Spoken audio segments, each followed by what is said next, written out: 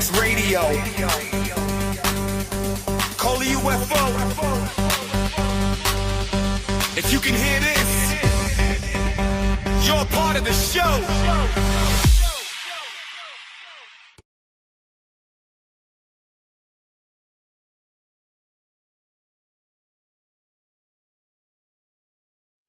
Sorry about that. I said hello, everybody, and welcome back to another episode of SNX Radio. I'm Coley, also known as Coley UFO, and it's nice to see everybody here tonight. The chat was starting to go crazy, so it's awesome that everybody's here. We have an amazing guest. I can't wait. We're going down the Bigfoot lane tonight, but yeah, I just want to start off by saying, and a special thank you to Blazer, because he's behind the scenes producing this, so I greatly appreciate all he's doing to try and alleviate some of the stuff on my end. But yeah, it's awesome. But Charo, I'm so sorry that I've been calling you Charu. Gerald told me today it's Charo. So Charo sounds, I hope I said that correctly. But yeah, so Jane, otherwise you guys know from Midwest Night Watchers. They're awesome. So if you have not subscribed already, get over to their channels and do so. They are amazing. Jeff, it's nice to see you. Gary GC is in the house. David, great to see you and welcome. I know I saw a bunch down here. We have Bigfoot Zone. Great to see you. And William Nighthawk. Hey, what's up? And I did not get a chance to check my messages yet. I did get back into my other Facebook account. But yeah, I did not get a chance to check those, but I definitely will. PNW Rush, it's great to see you. Kurt W75, always nice to see you. Let's see here. Yeah, Moon. Oh, hey, Moon at noon. That's awesome. I love to see the chat go crazy. Sometimes I can't keep up. Like, I'm trying back here to get everybody. So just know that if I did not, oh, hey, Shelly Montgomery's back. Nice to see you. Let's see here. I know I saw somebody else. Wow. It's hopefully everybody's having an amazing night. John Allen, it's great to see you. David, welcome. And let's see here. I don't want to miss, I feel bad if I miss anybody. So I try and keep it down. But so we have Midwest Night Watchers, Gerald and Jane. If you guys have not subscribed to their channel, definitely go over and do so. And everybody else here who has a channel, show your support to one another. It's definitely a community that, we got to do that for each other. So tonight we have, I'm going to bring Daniel out. If you guys have not met Daniel, he's great. He's got great, you know what? I'm just going to bring him out. And he had a show. I always think people who have had their shows always do a better introduction than what I do. So without further ado, welcome, Daniel. Hey, I always say, I don't mean to make you do the hard work, but you know what? I'm going to put you on the spot anyway. So why don't you tell everybody who you are, what you do, and why you do it? Yeah, no problem. I'm used to being put on the but anyway, it's all good. It's come to the territory now, so you just got to accept it. That's true. I know. There's no way around it, I feel like. Absolutely. First of all, I do want to call anyone who's watching the live chat Bigfoot Zone ECBRO. That is me. I was commenting in there. Okay. So if you guys want to check out my YouTube channel, Bigfoot Zone ECBRO, feel free to definitely check that out. It's up to you if you want to subscribe. I definitely appreciate it.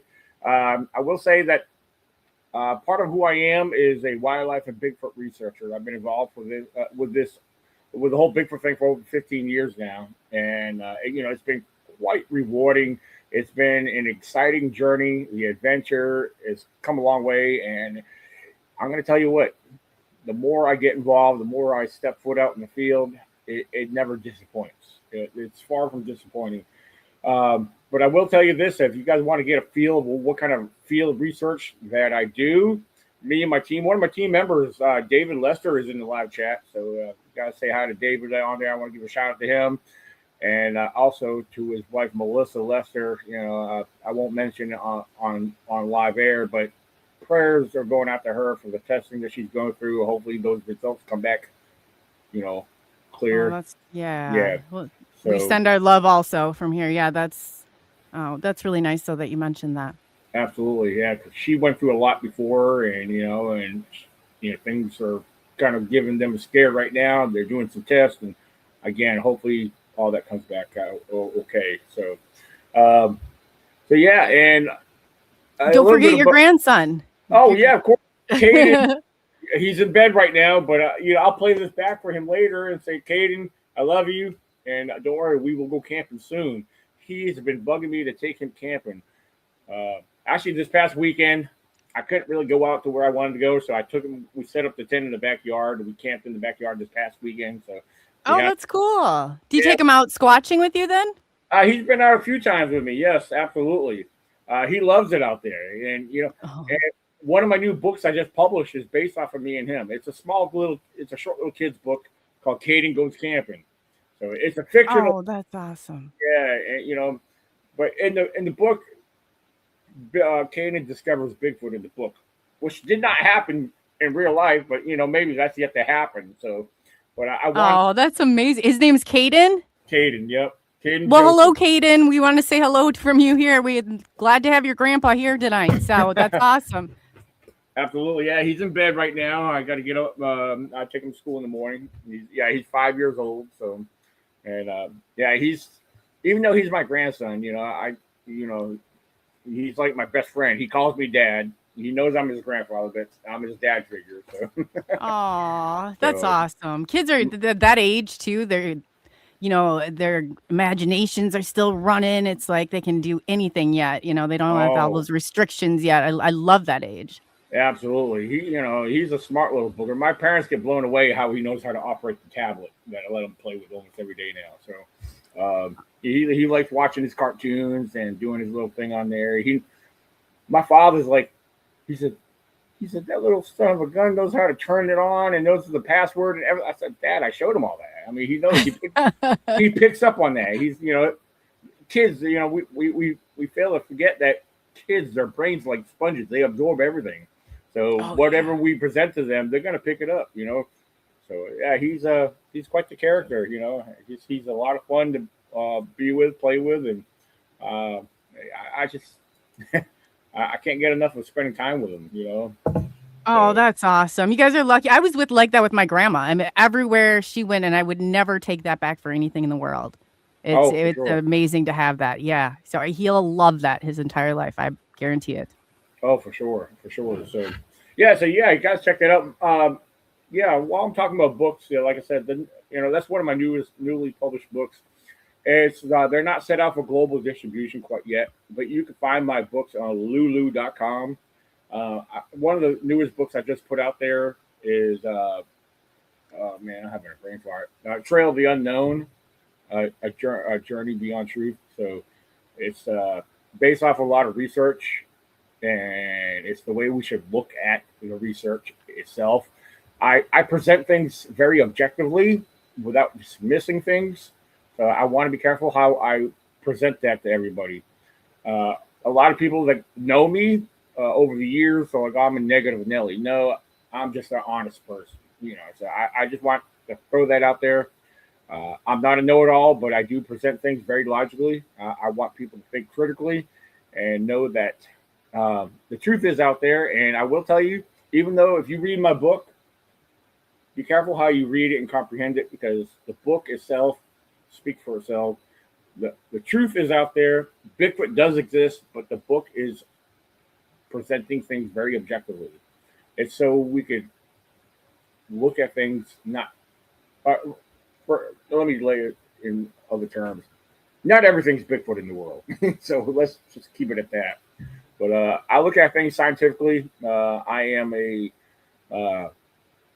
again, I'll repeat it again. I'm a critical thinker, and we need that. Yeah, and it's easier said than done, because when I first stepped foot in this field, everything was Bigfoot. Everything was Bigfoot.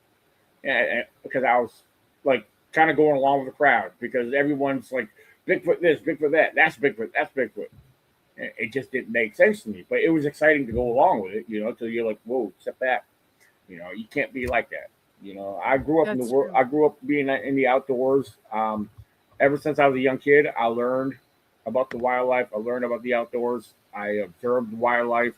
I studied wildlife. And as I got older and got, involved with this, wildlife apart from Bigfoot, became more of a focus. So I can understand. You got to know your wildlife in order to understand the unknown. One That's thing I true. say, one of the most common things I say out there, and I will tell everybody: learn and know what is known before seeking the unknown. I share that quote very openly. It's in my books. It's in my blogs. I even have it on my Facebook page. So, Say that again. learn and know what is known before seeking the unknown. I like that. Yeah.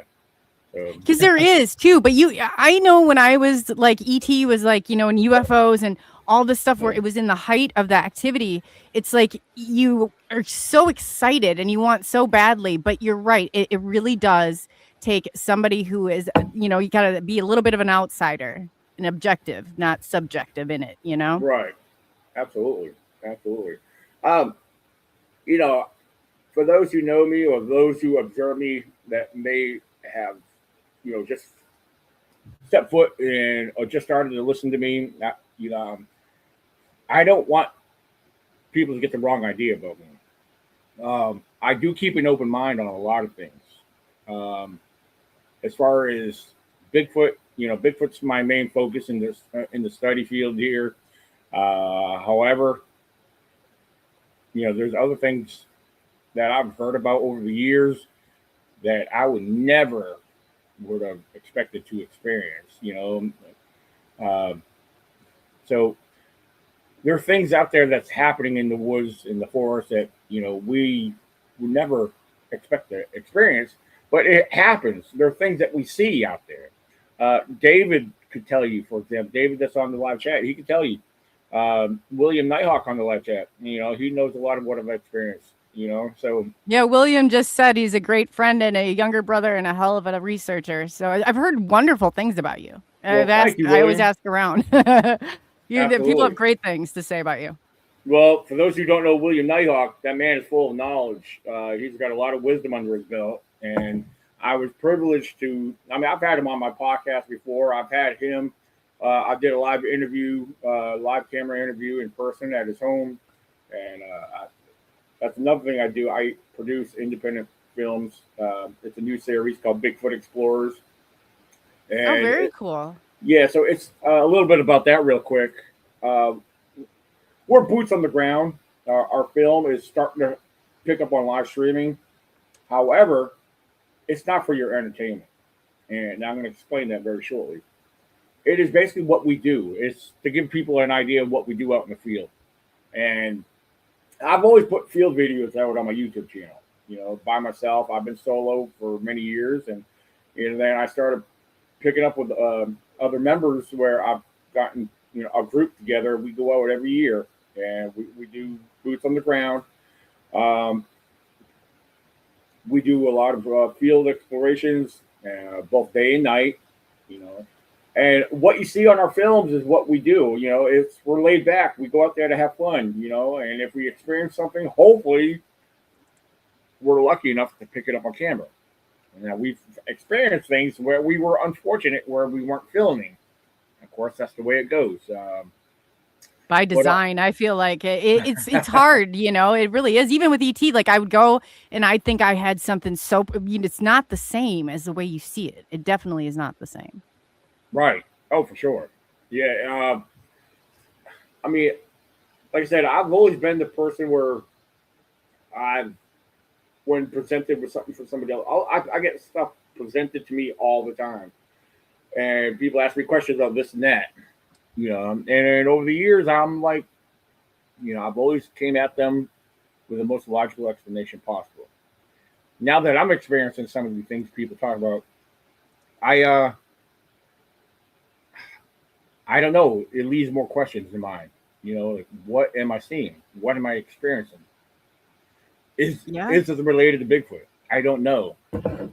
There's strange we want to put it in the realm of paranormal because paranormal is a lot of phenomena that occur that are unexplained by science. So we don't know what we're experiencing, but I don't know. It's very strange.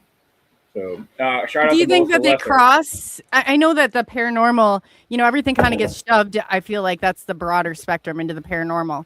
But do you think that, that these all cross at some point? Because it seems like the more I get into it, and like yourself, it's like the more answers I get, leave many more questions to be answered.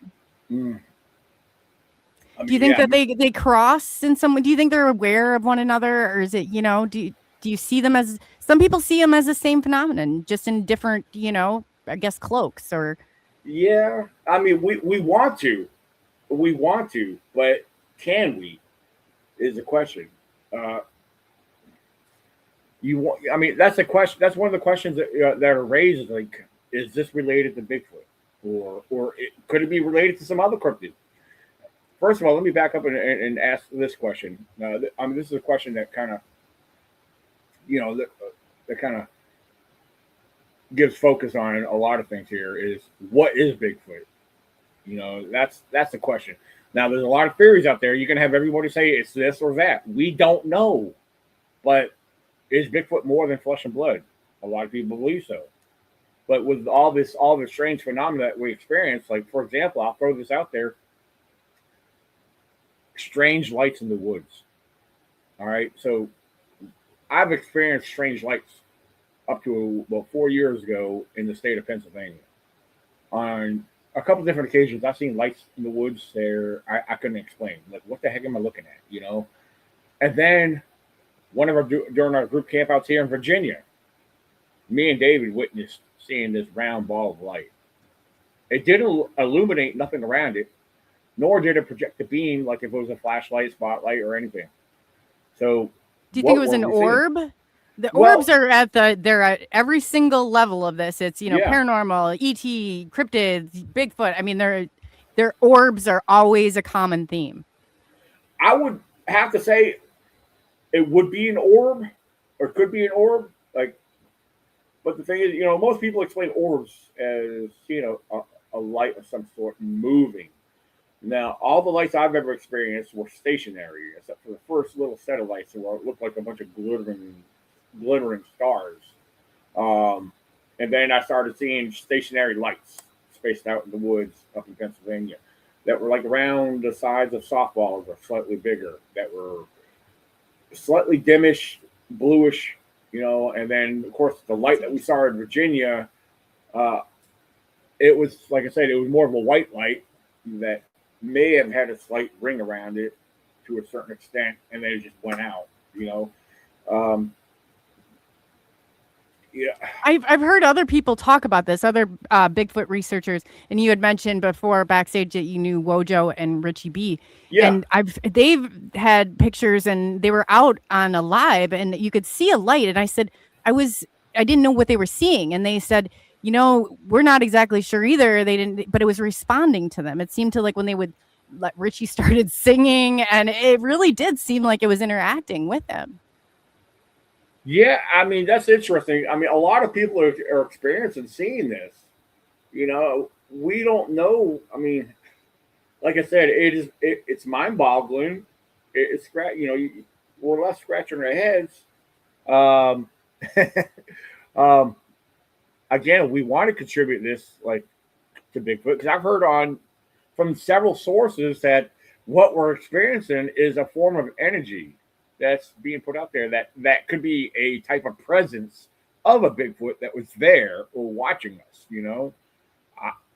I personally, I want to believe something like that, but I can't say that's factual. Well, a lot of people in the beginning, like when I first started to get into researching this, they would say interdimensional. They're not, from this area, but I've heard so many testimonies that say, no, they're here. They're flesh and blood. They're, we're on their territory. They're watching, they're very selective. They're, things like that. They're inherently able to blend in, for their own protection.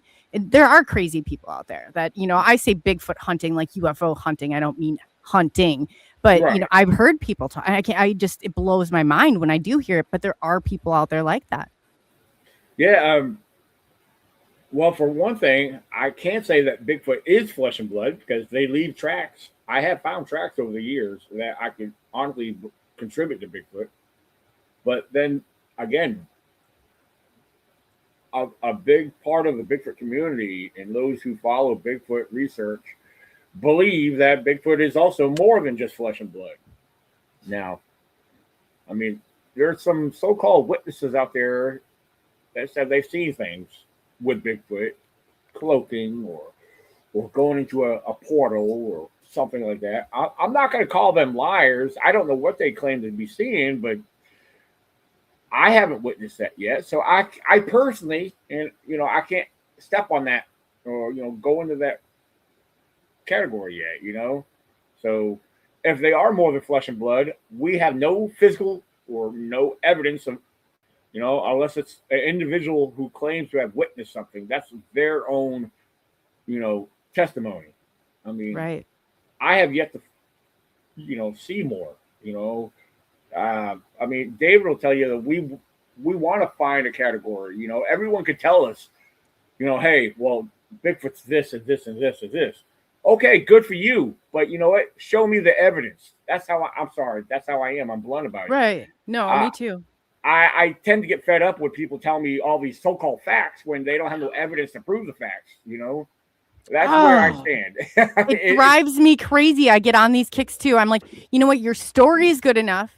There's no need. I've had a group take me out and literally stage it. You can see it a mile away. Once you've been doing this for so long, I'm like, oh God, it's not that I believe they genuinely had an experience, but I think that they need 1,000 of them in order, because it's like this community is like a snowball effect. It's like one person starts, and then over the years I've heard people and how they changed and how they've made it, and it's like you just distorted it. Now you're nobody out there, when we get that's confusing people. That is confusing.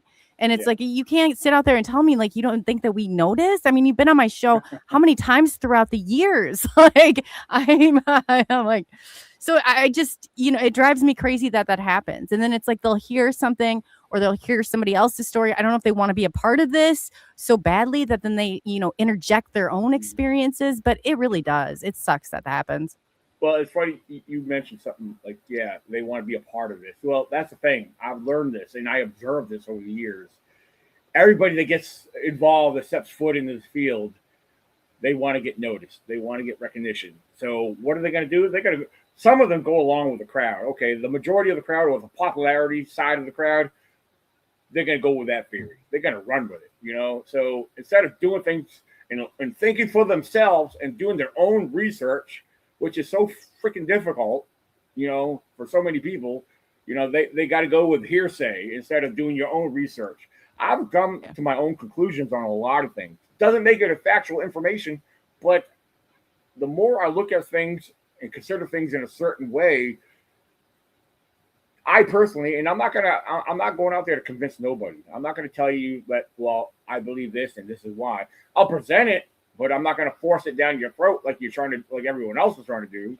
Oh, I hate that. Convince me, Daniel. Convince me Bigfoot is real. It's like, come on. Yeah. I mean, I can tell you what I've experienced. I can tell you what I've heard. I can tell you what I've seen. But, unless you experience it for yourself, that's the only way a lot of people are going to believe it. But,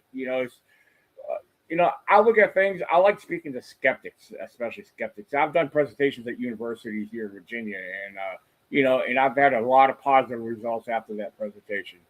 And the same goes for other presentations, other places I spoke at. I present things, I'm trying to think of the best way to throw this out there. When I present things, I'm considering that I'm speaking to skeptics to begin with. So, what's the biggest question among skeptics? Where is the body? Oh, I know. Where are the bones? Why can't you find the bones? If Bigfoot exists, where are the remains? Well, I come back with a question, and I usually don't have to say no more after this because I want them to think about this. Well, first of all, we know we know that bears exist. We know that mountain lions exist. Show me their bones. Show me their remains. Well, we've seen them. Well, okay, so people have seen Bigfoot too, but it's the same logic. Get it together here. Think about what I'm presenting. If the Oh yeah, and you know, somebody even said too, what if it's not within their inherent like ability to bury their own or get, that's not like a precaution among their community. I don't know, whatever you could call it, but I know it drives me right. crazy. But I'm thinking, I live out in the country, and I saw my son and I talked about it. Like there was a roadkill out there. I don't know exactly what it was. I didn't want to know, but the following day it was just like a carcass out there, and it was just gone. And I was like, this right here is exactly how something like that could happen. Hmm. Oh, it was yeah. so quick. It was like, Absolutely. Don't mind me. I'm actually looking over. I'm skimming some of the questions that are popping up here, or some of the posts that are coming up. People saying some interesting things here. yeah. Yeah. Yeah, there's somebody said, that there kind of been comments along the way, like, why can't it be both? Why can't it be interdimensional and flesh and blood? It definitely can. I'm not definitely putting out there, but there's so many people, and even in the UFO community, there's people that are like, if you don't say ETs are all good, like they're not, they're so offended. And I'm like, you know what? That's a control mechanism. That's your narrative you're trying to protect. That has nothing to do with research. Now, like, I like what. Let me scroll up here. Where did I just see it? Midwest Night Watchers. I like how he worded that right there. He stated how cryptids could be paranormal, dimensional, shape-shifting, and flesh and blood. Bigfoot might not fit into our box of explanations. That would, to me, the way he worded or whoever they are worded that like I said, could be. I like how they worded that. Could be. Yeah, they're great. It's Gerald and Jane. They have a great channel. But I've been watching them, and they cover a lot of it too. But they're very rational, reasonable people, where they take a step back and look at things. And I like that, because I feel like you're doing the same thing. That's a good way to be. Right. Exactly. I mean, yeah. Shelley said, if we don't ask questions, what's the point of it? What is the point of it? That's true. Yeah. And I'm going to tell you guys, everybody, I don't care who you are. I don't care if you've been in this for 50, 60 years and you think you have all the answers. The truth is, you don't have all the answers, and you probably never will. But you got to question what you believe in. Even question your own belief. I've questioned myself numerous times. But every time I look into something, it keeps bringing me back to square one, or I shouldn't say square one, but to what I keep picking up on. Things there's a lot of things I look at. Maybe I look at things different than most people. And like I said, I've gone to the extreme of thinking outside the box, and considering other possibilities. But everything to me keeps putting back towards one field or one subject, For example, a lot of people ask me, well, how do you see Bigfoot? What do you see Bigfoot? Well, what do you consider Bigfoot to be? Well, we could look at Bigfoot in a number of ways. We can break this down as what I've heard is called Bigfoot 101. And it doesn't have to be Bigfoot, any cryptid for that matter. I mean, there's other cryptids I don't really fall into. But regardless of what cryptid you believe in, let's use Bigfoot for example. Let's ask the questions. What do you believe Bigfoot to be? And what's the closest living known species that you could relate or contribute to Bigfoot? I don't care if you think he's some type of human or a non-human primate. Now, I'll break that down just briefly. I won't get too involved with this, but yes, we all see Bigfoot as a bipedal humanoid. Bigfoot's human to many people, but I look at things as a little bit more differently. Bigfoot to me is some type of primate. Oh, no, he's not a primate. He's a human. Well, scientifically speaking, me and you, we're considered human primates too. So we fall onto the primate field. You okay? Mm-hmm. So regardless if you look at Bigfoot as human or non-human, he's still a primate, regardless if he falls under the, whatever view you look at him in. I look at things very scientifically. So no, it's a good way, but how do people know? Why are they so adamant that it has to be this way? Because then you're not going to find answers. You're literally boxing yourself in. Exactly. I mean, there's always a way to start off. There's always a starting point. We should always find a starting point and then go from there. Look at the options. Okay, if you believe he's this, there's always something out there that might help contribute your belief, that might contribute to your belief. You have to find that answer. You have to find what it is that contributes your belief to that theory. Me, I look at Bigfoot as a type of primate. I'm not saying he's a chimpanzee. I'm not saying he's a gorilla. I'm saying he's his own species. What kind of species? I don't know. But I do believe he falls under the primate theory. Of what kind? I don't know. Again, I'll repeat it again. I'm not saying he's a gorilla, whatever. But I believe there's a lot of the behaviors that we can contribute to non-human primates. Let's look at the behaviors that Bigfoot's known for doing: the rock throwing, the breaking of trees, the banging of trees, the tree knocks, all that good stuff. Non-human primates are known for all that. You don't know humans that go out and do that. Why are humans doing it if they are doing it? I've seen humans go out there and try and mimic it. It's like, I don't know what's worse here. Something that you claim is mimic, or they try and put on the big show in front of it. But that's interesting that you say that. That is very interesting. Those are the type of facts that will lead you to uncover, and somebody said before, like, what avenues have not been the boots on the ground. You guys, this is pioneering right now. Nobody has these answers. Like, this is an opportunity to go out there. But like I said, you're not going to leave with all the answers. You'll most likely leave with 1,000 more questions. But that's just all a part of this, Right. Yeah, like Jeff Aronson said, the more I get into the subject, the more questions I have. And we're always going to keep having more questions. And don't let that bother you, though. That's, to me personally, that's part of the adventure. That's the fun of it. We experience things that we're not going to understand. And I personally, that's what keeps me going is, there's more mystery on top of mystery. And anyone that's involved with this, I don't care who you are, we should all have fun. You got to have fun with it. I don't care who you are, what you are, but if you're going to continue down this path, find a way to have fun with it. And don't let the questions that keep popping up stop you. There's going to be all kinds of obstacles. You have to. Really, that energy right there brings it. There's nothing more exciting to me than seeing something that is so unbelievable. It is amazing. It is amazing. I've not gotten that close to Bigfoot before, but I've seen other phenomena in that way, in that close. How close have you gotten to him or her or them? I guess it's. Well, honestly, back in 2014, me and a small group, there was actually me included, there were 6 of us. And we were actually during the group camp out. Yeah, this event happened May 3rd of 2014. While we were doing a group camp out, we did a lot of exploring during the day. And, like I said, when we go out camping, we're very non-aggressive. We go out there to hike, explore, and have a good time, just like what we're doing now. But back in May 3rd of 2014, we decided to go on foot from our campsite down to the lake that was in the area. And we ventured down there. It was more in the evening. Long story short, we spent some time around the lake and everything, listening. We had parabolic microphones, and we heard a vocalization or so down there. But on our way back out, because I'm not going to get into all the little tiny major details, but I'll get up to the main point here.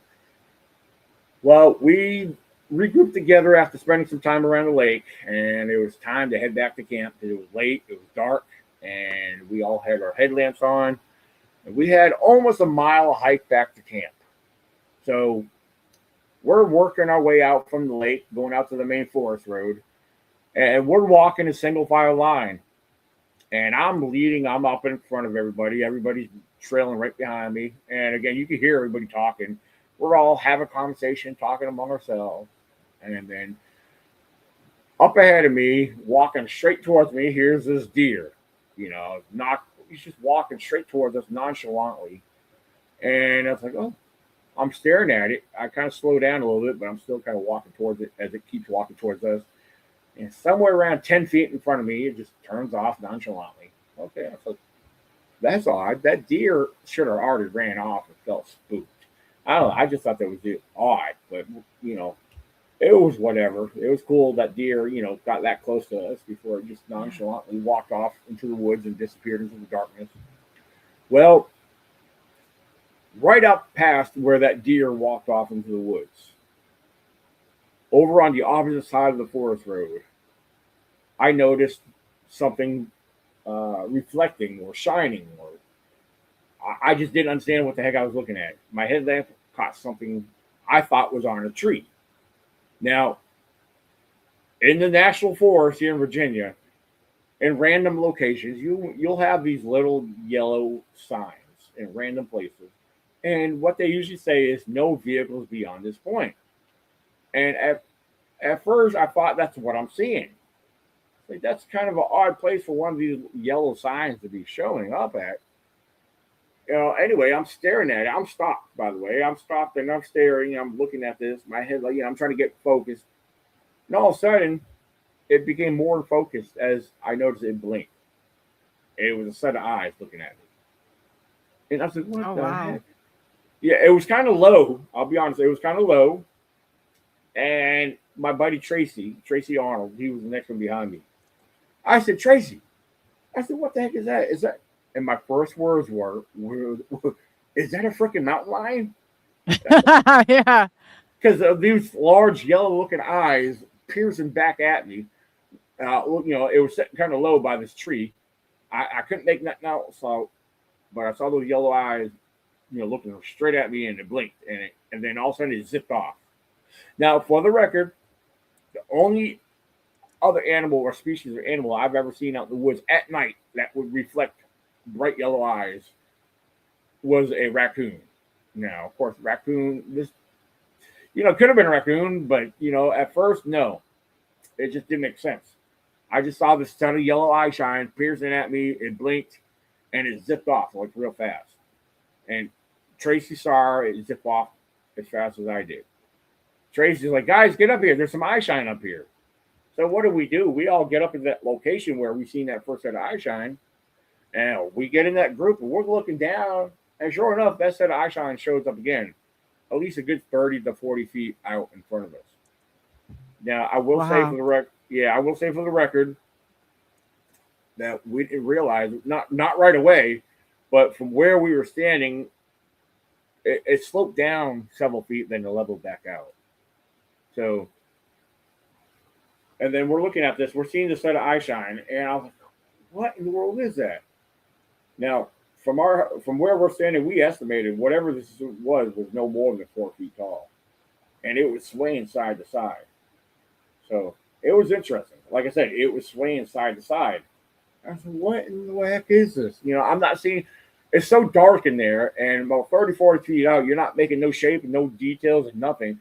But we're seeing the set of eye shine. The eye shine really clearly stands out, and it's swaying side to side.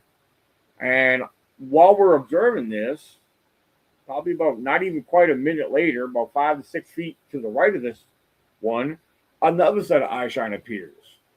Oh, wow. And this set of eye shine is another 2 feet taller than this 4 foot one. And it's not moving, but you can see it on occasion, you can see the eyes blink. Same color eye shine. They look identical to the smaller one, whatever the heck we're looking at. And we're seeing the small one still swaying side to side. And we're looking at this other one that's probably around 6 feet tall. And, like I said, it's just staring at us. And on occasions, blinking his eyes. Now, I will tell you, for the record, I'll take this a little early. And, I'm trying to think of every known species that I know that exists in these woods. Sure. Nothing's adding up right now at this point.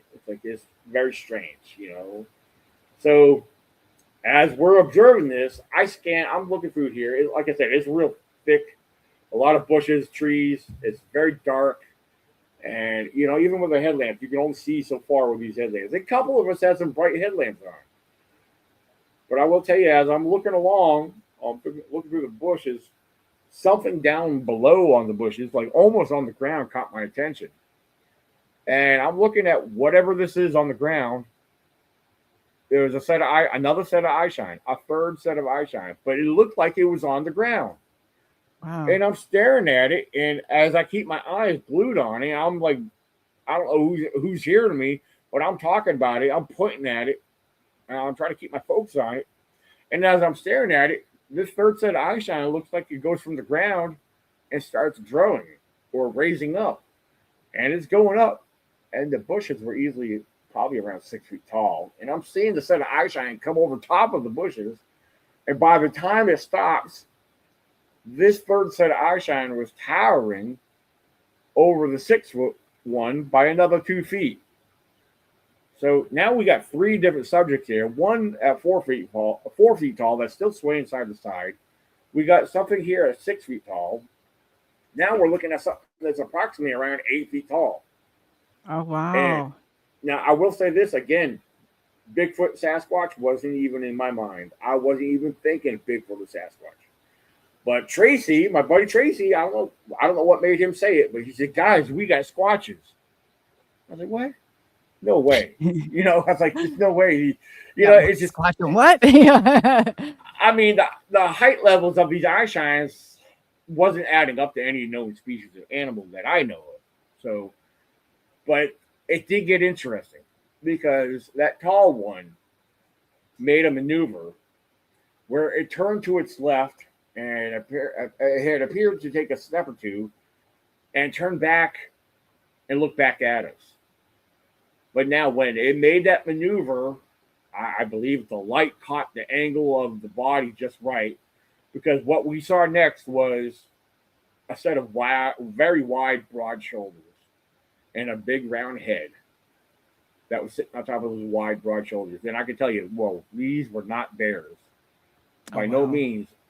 I mean, the height levels, I mean, the sizes, I mean, the thought of bears did cross my mind at some point earlier, but no, this confirmed that these weren't no bears.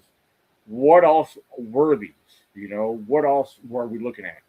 What else is 8 feet tall with very wide, broad shoulders and a big round head sitting on top of it?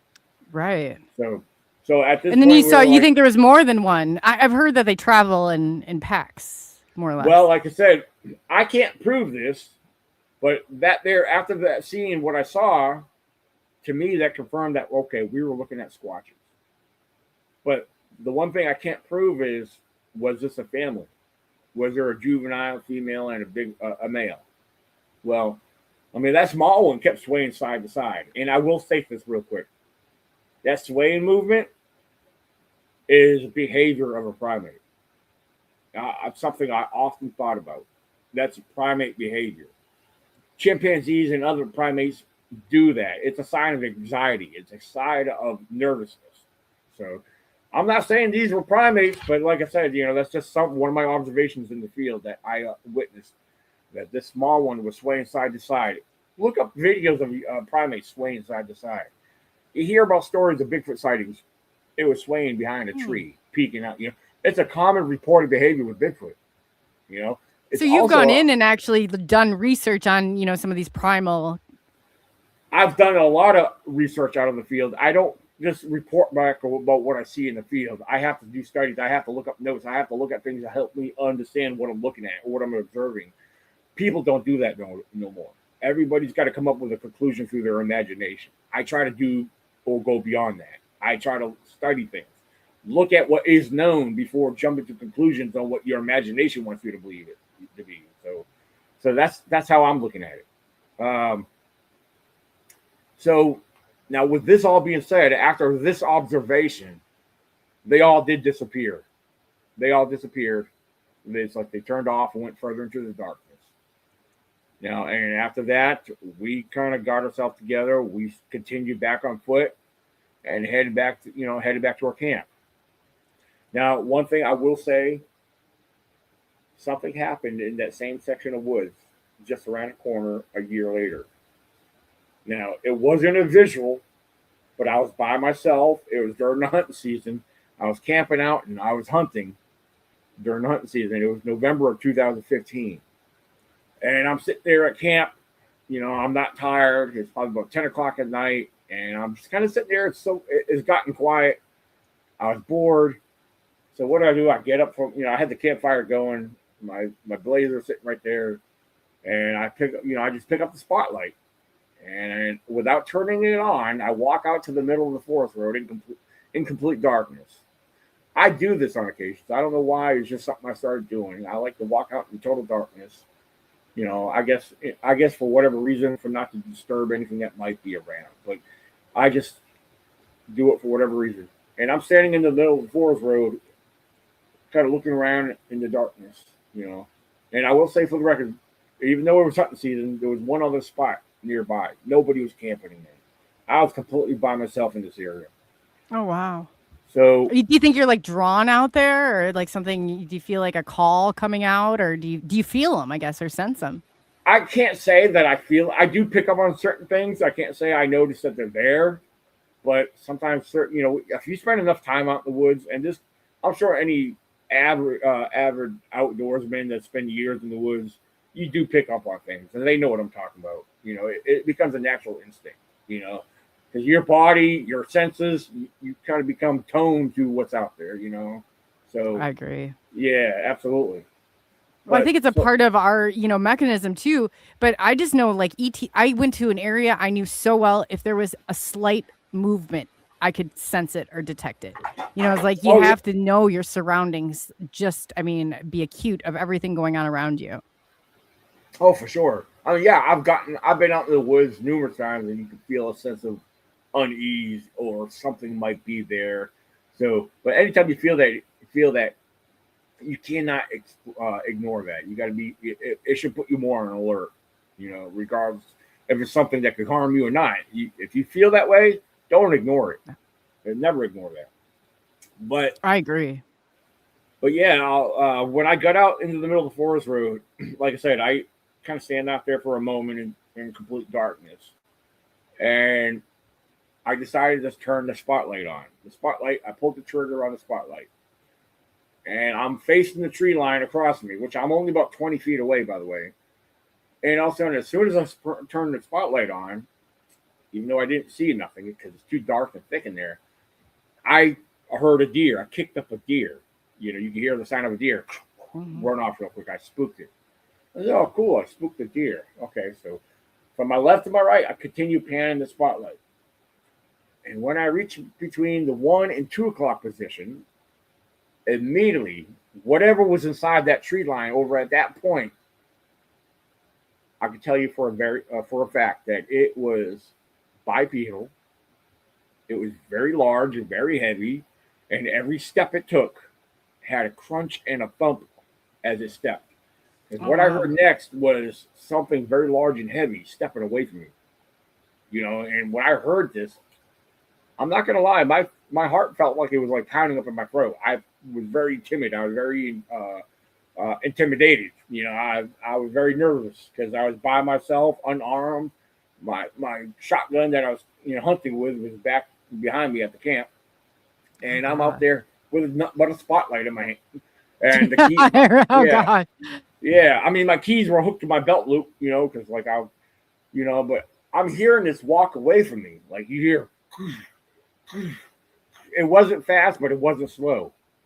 And I start walking backwards, looking behind me. Let me make sure I'm walking back in the right position. And as I'm walking back, I'm pushing the button on my key fob, make sure my vehicle's unlocked, just in case, for whatever reason, I have to jump in there and take that, just get out of there.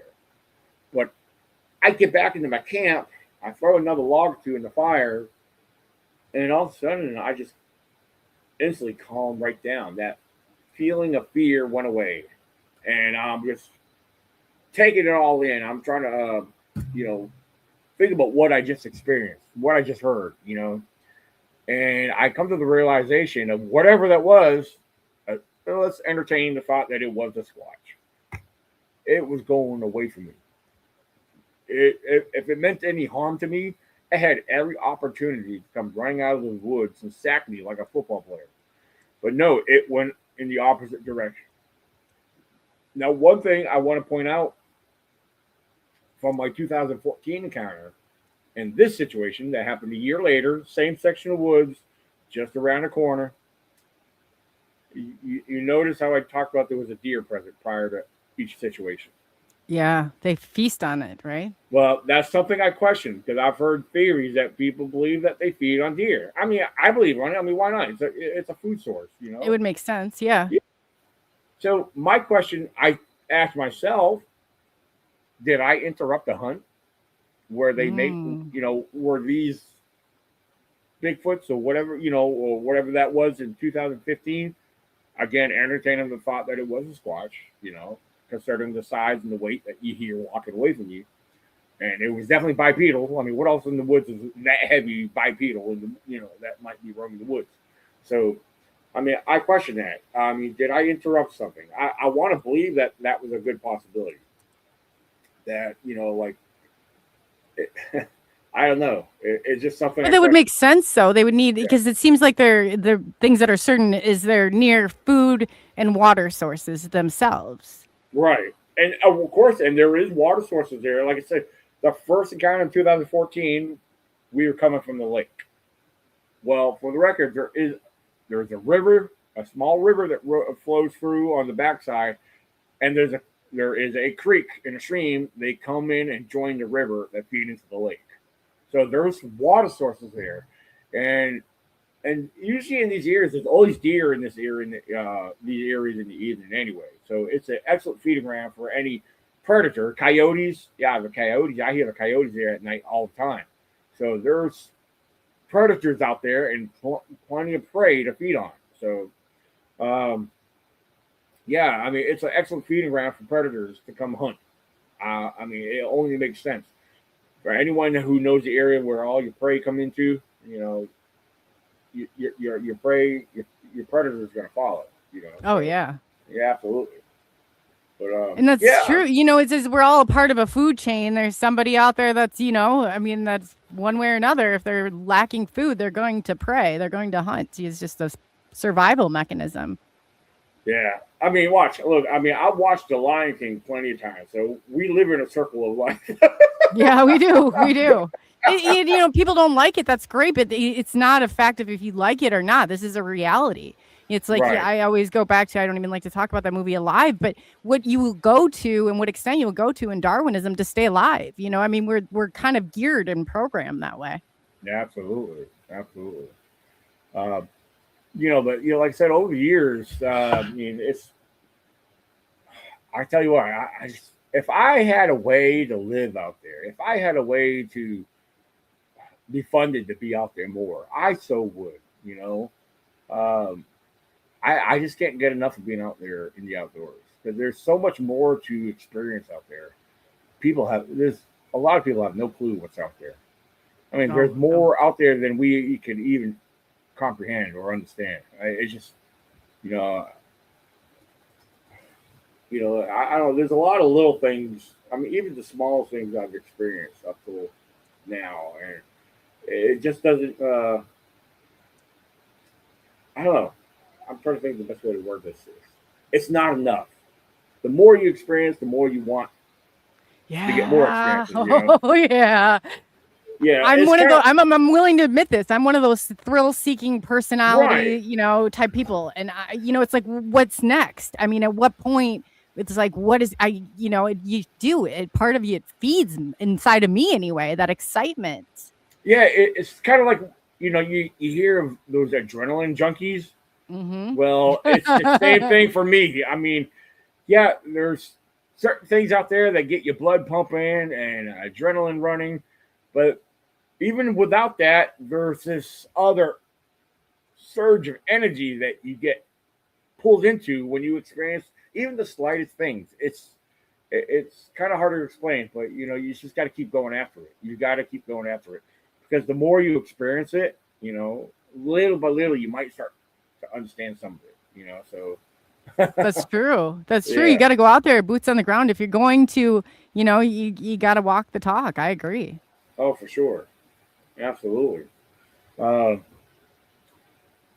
mean, there's a lot of people. So what is your take on this?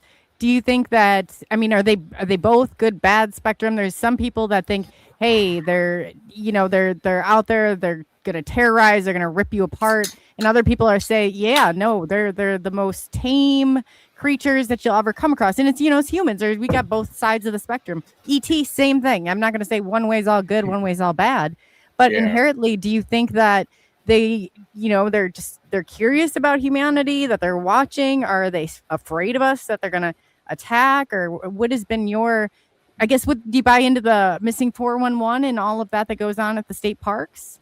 Yeah, well, that's a whole different subject in itself to me. The missing 411, that's something that never started off as a Bigfoot thing, but when Bigfoot got presented, it became a tool to make money off of. So I'm not going to get into that. Yeah, course, no, you're right. Yeah, Bigfoot's a selling tool. Bigfoot is a marketing tool. Anyone who was involved with something, added Bigfoot into their field to add more money to their sales. So, I don't care who you are. That's me. I mean, a lot of people hate me for being honest, because I see things differently than them. But no, as far they're gonna hate you regardless. They're gonna hate you regardless. That's what I found out in this. It's like I have some of the nicest, most wonderful people in the world, but I also get some of the biggest hate mail that you would ever think of coming across, and I don't understand what the deal is. It's just like, why are you so angry that I'm even talking about something or going out there? Are they that afraid of it? Or are they that I don't know. That I don't know. Yeah. I mean, I'm sure Paul Politis is a really nice guy. I never met him. I know he's retired law enforcement. But, when you add Bigfoot into your missing 411 books and programs, you're using it as you're taking advantage of a marketing tool, just to make more sales. I'm sorry, but screw you. But, yeah, no, really. No, you're right about that, though. I've thought that before. Now, I don't know David Plotties personally. I don't either. I know people that do, but it's. I think sometimes once people get to a certain level, I've seen it so many times. Did they run out of content and that they're jumping on the next trend? It does nothing but confuse a community when that happens. Exactly. Now, as far as you asked about Bigfoot being aggressive, pretty much, I'm going to put it like this: any wildlife could be aggressive. I don't care if it's the cutest little rabbit to a deer, raccoon. I don't care what species of wildlife you're dealing with. Don't put yourself in that position for them to become aggressive. Most wildlife is very protective of themselves and they're young. Even a snake, you could have. I mean, I've come across venomous snakes all the time. I don't care if it's venomous or non-venomous. Don't mess with that snake. Respect that snake. Yeah, you're right. You're right. Don't put it in that position to strike, because people misunderstand a lot of these species. I mean, I love observing wildlife. I don't care if it's a reptile to a mammal, or to the smallest to the biggest mammal or whatever. Every species of wildlife, amphibian, reptile to like I said, mammal, whatever. Observe it, witness it, but respect it. Don't play with it. Don't. They can all become anything into a corner. Well, exactly. I have an irrational fear of certain animals are. Spider bite. I mean nothing by this. Who's in chat? But I go for a shoe. I go for the can. I go for anything I can find, and I am going. And it's not that necessarily was going to harm me. I just have some sort of irrational fear towards it for whatever reason. We have that. Absolutely. Oh yeah, it's that natural instinct. But it's interesting because one of the incidents I had with a snake, well, it wasn't me per se. I mean, I was involved because it was never happened. But I've come across snakes numerous times. But there was one time, me, David, his wife Melissa, and a few others were on a hike way up behind camp, and we're walking down this old path. And me and one other individual, we're walking up in front. We just stepped over this log and we continue watching. And next you know, we hear, David's wife was behind us. She had a walking stick. If it wasn't for her walking stick bumping into this rattlesnake, and the rattlesnake was there. It was there the whole time, but it wasn't rattling. It was just like chilling out there in the grass, right by this log. And her hiking stick, her walking stick bumped it where it shifted, where she's noticed it. I was like, we stopped, we turned like, what? What's wrong? There was this big ass rattlesnake that was there. God, yeah, that's where I'd yeah, it was just chilling, relaxing the whole time. I mean, the rattle was like tucked underneath, so it wasn't rattling. It was just kind of absorbing what kind of heat it can at the time, you know. So, but Did it strike? yeah. Oh, I my cousin, they talk about in the he like played. Got probably like 6 or 8 feet within a rattlesnake, and you could hear that rattle. It was so chilling. I was like, oh God, what was that? Oh Yeah. man. But yeah, that particular rattlesnake that Melissa bumped with her stick, her husband David Lester, he got some really, really awesome photos of that thing. He does professional photograph anyway, and his pictures are very sharp. And I mean, we're talking about pictures that you would see in magazines and on whatever. I mean, he does some really high, really high quality stuff with his camera. So. Oh, that's awesome. So you got a professional photographer you get to take with you. Yeah, How absolutely. Great is that? Absolutely, yeah. David and Melissa Lester, and not to mention their German Shepherd, Luna, which she's a great asset to our adventures. So, we love having her with us. Cool. For the record, I will put this out. On 1 or 2 occasions, I've had people say, well, you're not going to have no activity with that dog out there with you. No, it's been quite the opposite.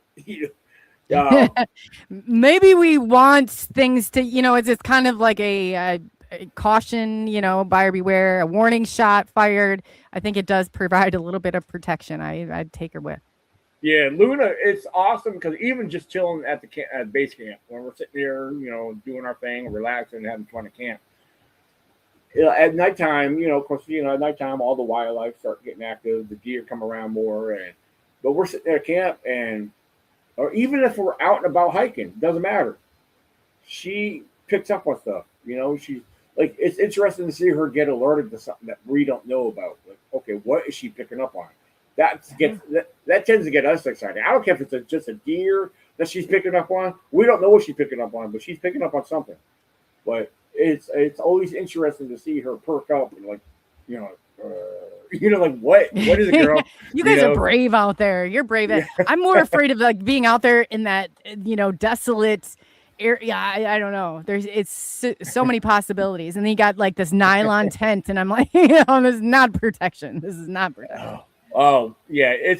I'm going to tell you, like I said, I camped a lot numerous times by myself, so, I'm not scared of much out there. It takes a good bit to frighten me, which I'm not gonna lie, I've been frightened and intimidated a few times by myself, because especially being in other areas that I'm not familiar with, and I hear things that are too close for comfort, But as far as our group camp house, we got a group there,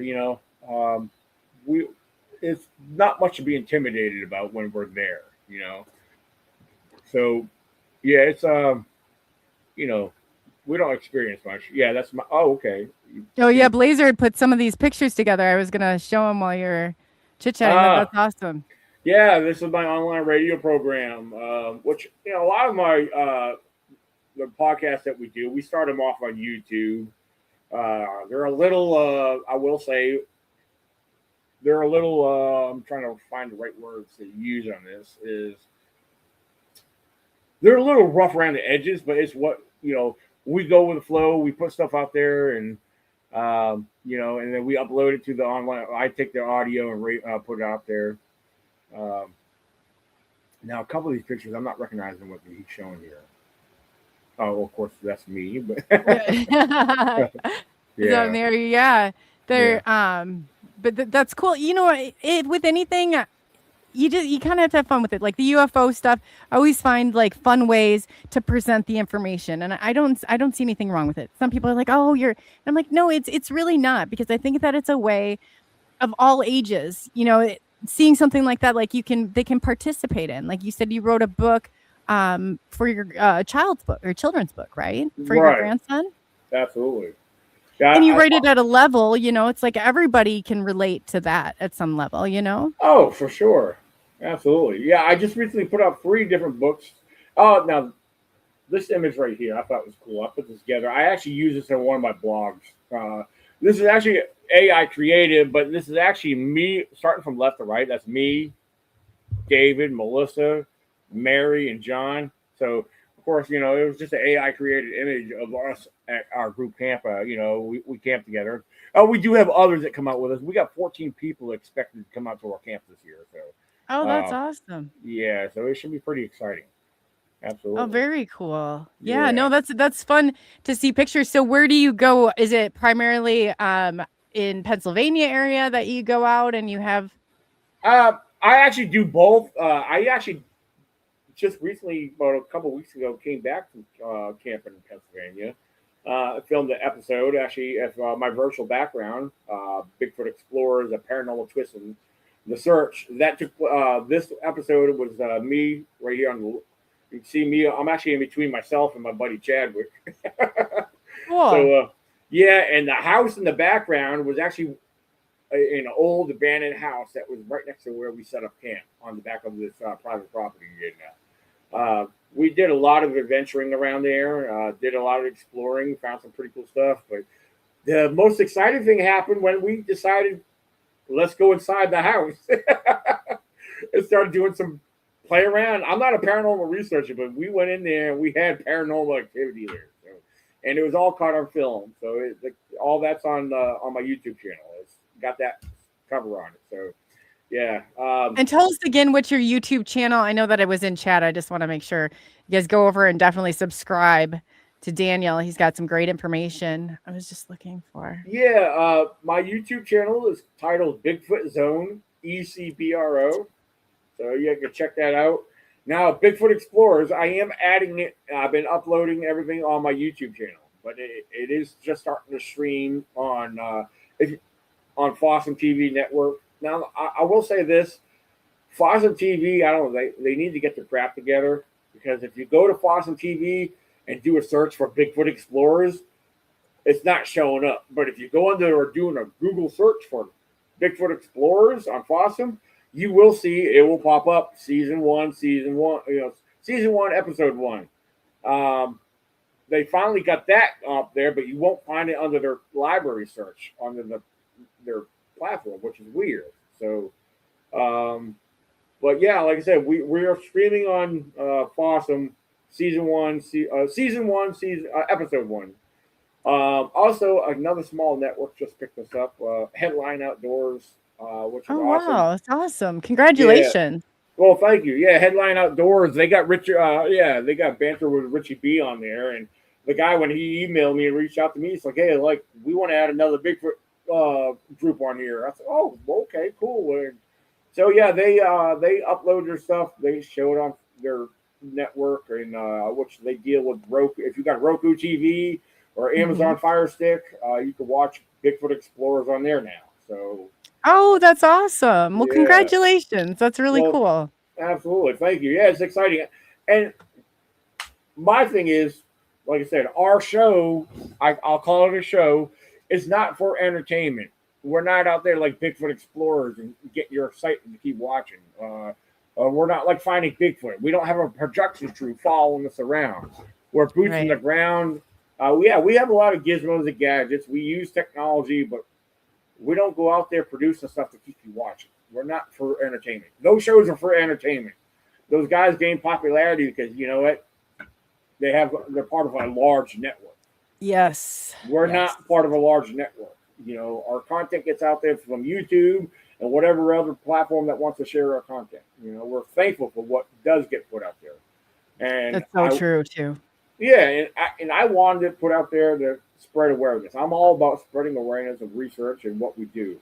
I want people to see what it's like for these boots on the ground researchers to go out there.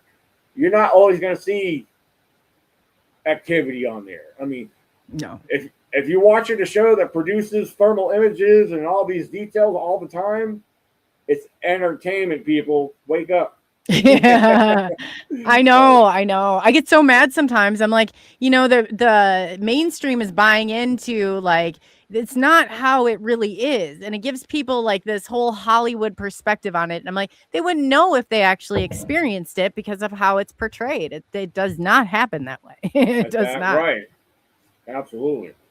Yeah, I mean, like I said, we've had experiences out there. We've had things happen that unfortunately we weren't able to capture on camera. I presented in the films when I do the editing. I try to put illustrations out there and kind of give you an idea of what we did see. Now, like in the most recent one here, the one Bigfoot Explorers, the paranormal twist in the search with me and Chadwick. I mean, I try to make it more focused on him and his experiences, what he knows about the area. However, like I said, the paranormal side of things, when we investigated inside that house, yeah, we captured our activity on camera. I thought that was pretty cool, you know. So, but it is what it is. Awesome. Yeah, and I'm not, like I said, Dave and Lester will even tell you, like, I don't go looking for the paranormal. The paranormal goes looking for me. But in this case, yeah, we decided let's go in the house and check it out. You know, I brought my little ghost balls to set them up to see what we get on them. He had, you know, Chadwick had his devices.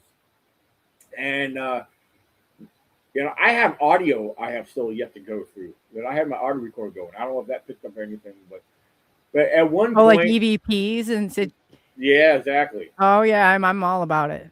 Well, on my camera, I have a very expensive camera I use to film with out there. I mean, I use my camera phone most of the time too, but I have a very expensive camera.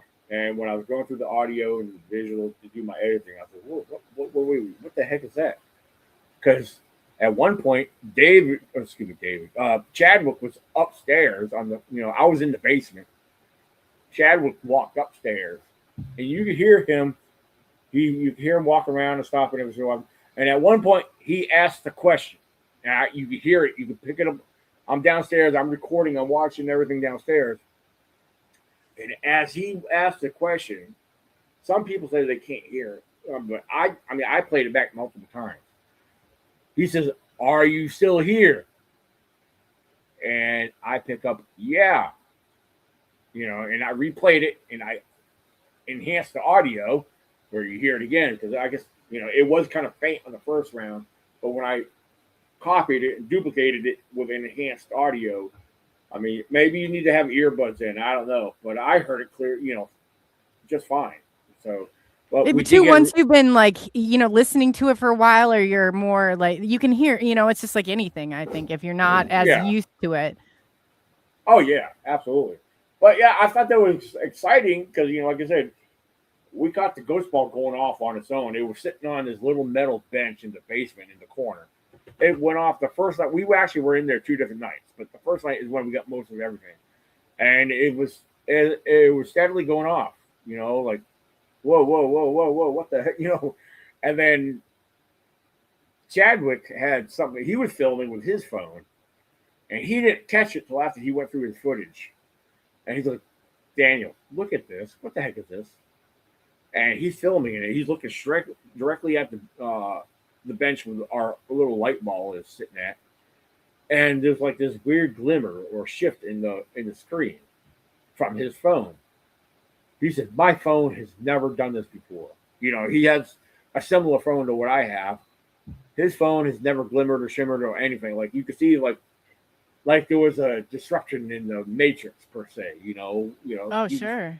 It was weird. It was the weird thing. So I mean, I was like, I had to use this footage. I added his footage, you know, in the episode because, yeah, I'm on one angle filming with my camera. You know, you can see it going off. You know, the device going off and everything. And then I wanted to capture. Okay, well, hey, this is showing his device with the light going off. You know, I wanted to show like, hey, we're not making this go off. It's going off on its own. These ghost balls, which are also known as cat toys, by the way, they're motion activated. They got to be moved, or, you know, something needs to set them off. We were about 4 to 5 feet away from these devices. So again, we weren't doing this. So I was glad to use his, after me filming it going off, Chad's footage caught it going off at a different angle, and plus it captured the weird whatever that was on camera. So yeah, definitely check that out. This is the latest episode as we started season 2, by the way. So nice. Yeah. I'm all about paranormal. I used to be that person. I've kind of gotten away from it, but I always had a piece, like something in my purse, dowsing rods, or gosh, the list is endless. But I have an EVP. It's a portal. It's a Huff portal. Wonder Okay. Box. So it Oh. has like two of the pedals on it. One is a noise reduction, and then the other one is a I can't remember what else is on there, but it's like lined with crystals, but it extenuates. Like you can go back and forth if you get it going, and there's no white noise. Oh, nice. Now, I will Yes. say this for the record. You know, as far as here in Virginia during our group campouts, apart from seeing that strange, that round ball of light that we cannot explain, we've had activity at the camp itself. Now, my EMF reader has actually spiked numerous times during the daytime, but we've had things happen at camp. We've had the ball sitting on a stump that was very sturdy, by the way, about 15 feet away from us, you know, while we're sitting around the campfire, and all of a sudden, David's wife, Melissa, like, Daniel, the light is going off. And like, we're looking over, like, what the heck? I wasn't prepared to capture it on camera then, but, you know, the second night it happened again. That time I was more prepared for it. Now, so I don't know. We have some strange things going on around our camp. We've had our radios, brand new, fully charged radios, go dead from out of nowhere. Oh, and then come back on.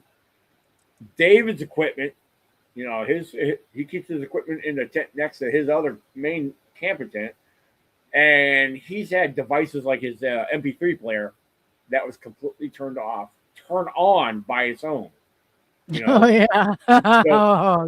So we've had some weird stuff happening around there. I mean, what the heck is going on there? So, yeah, we've talked and discussed about this. Could this area be haunted?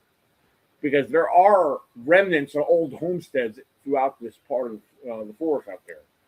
So we don't know what's lurking out there. You know? No. There's some strange stuff that's going on out there. Doesn't it seem like there's with the paranormal and I'll say ET, they all seem like to cluster in certain places. Yeah, I would say so. Yeah, it seems like that. You know, it's just it's like I said, I don't know where to stand on a lot of this. I mean, I want to keep it separated from there's paranormal, but then there's other activity out here too. So it's like there's a form of energy. You know, it's always said and believed that Bigfoot's drawn to different types of energy. I'm not going to rule that out. That, you know, I mean, I think a lot of species are drawn to certain areas that, you know, that may produce a type of energy of whatever, you know. Sure. Frequency. So, everything boils down to, I feel like, a frequency at some point. Oh, for sure. Absolutely. So, I mean, another thing that happened at one of our last group campouts there, it was towards the end of the campout, and everyone was gone. The only people left there was me, David, and Melissa. It was the last night of camping. David and Melissa sitting on the opposite fire. I'm facing them. I'm on this side of the fire. I'm kind of slouched down in the very same chair that I'm sitting in right now. And I'm just kind of like mesmerized by the fire. Dead still, no wind whatsoever. And I'm sitting there. Now, for the record, what happened next, I never reacted to it. I just stayed still. And I wasn't scared. I just, what the heck did I just feel? What happened was I had a hoodie on. I had my black hoodie on. And I'm slouched down in my chair like this, dead still, not moving. And imagine somebody taking their hand and grabbing your hoodie and yanking on it. I felt that. I felt that 2 different times. Oh, and gosh. I didn't move. I didn't jump up or nothing. I just, whoa, okay. I grabbed my phone. I don't know. I just started doing selfies, like seeing, just to see if I could pick up something behind me, you know. So, but nothing showed up on the pictures. But the next day after we had packed up and gone home, I reached out to David about it. I said, David, something tugged on my hoodie that night. You know? Oh my gosh! I Probably don't know. took everything you had. Not they say fight, flight, or deer in headlight. I don't know. I don't know. Like I said, I wasn't scared, but you know, for the record, that's not the first time I've had something tug on me though. You know, years ago when my daughter was little, I lived in this trailer, and there was 2 different incidents that took place there. But One night she was there, but it was late at night and she was sleeping. Her bedroom was on the opposite end of the house. And I'm sitting there on the couch watching TV. And all of a sudden I hear these two little footsteps come running up the hallway. And before I could even turn around, it's like, Brianna, what are you doing up? And I turn around, there's nobody there. Wow. And I get up, I walk down, she's sound asleep in her bed. So I was like, okay, that's weird. Now, one time during the daytime, I was at the kitchen. I was in the kitchen at the counter. She was not there. I was by myself. I'm sitting there. I'm standing there at the counter. I think I'm getting ready to make something to eat, or I don't know what I was doing. But my T-shirt on the lower back, on the bottom of my shirt, got tugged down twice. And I was like, oh wow, what the heck? Yeah. Somebody's trying to get your attention. Yeah, apparently there's something, I was like, there's the spirit of a little girl or a little child here, It's so you're a medium then? So, I don't know. There was something there. Something was, like I said, that I wouldn't say that, but there was something, there was something there. I can't say it was a girl or what, but I don't know. I felt like it was a girl, but that's how his sensory goes, though. In regard to like UFOs, it seems like almost every single experiencer either was a medium from grew up that way, or shortly before or shortly after their experience, they had that ability. I like to look at like take back a perspective. I instantly kind of, I said there's a lot of similarities to people who are experiencing this, and I started to go really in depth and seeing like, what we did share in common, to see what maybe that, were we calling them? Were they a part, was it something to do with the individual? Because it seems like it's a dynamic. It really does. Right. It's not just one way or the other, but it's definitely a dynamic of some sort. Oh, for sure.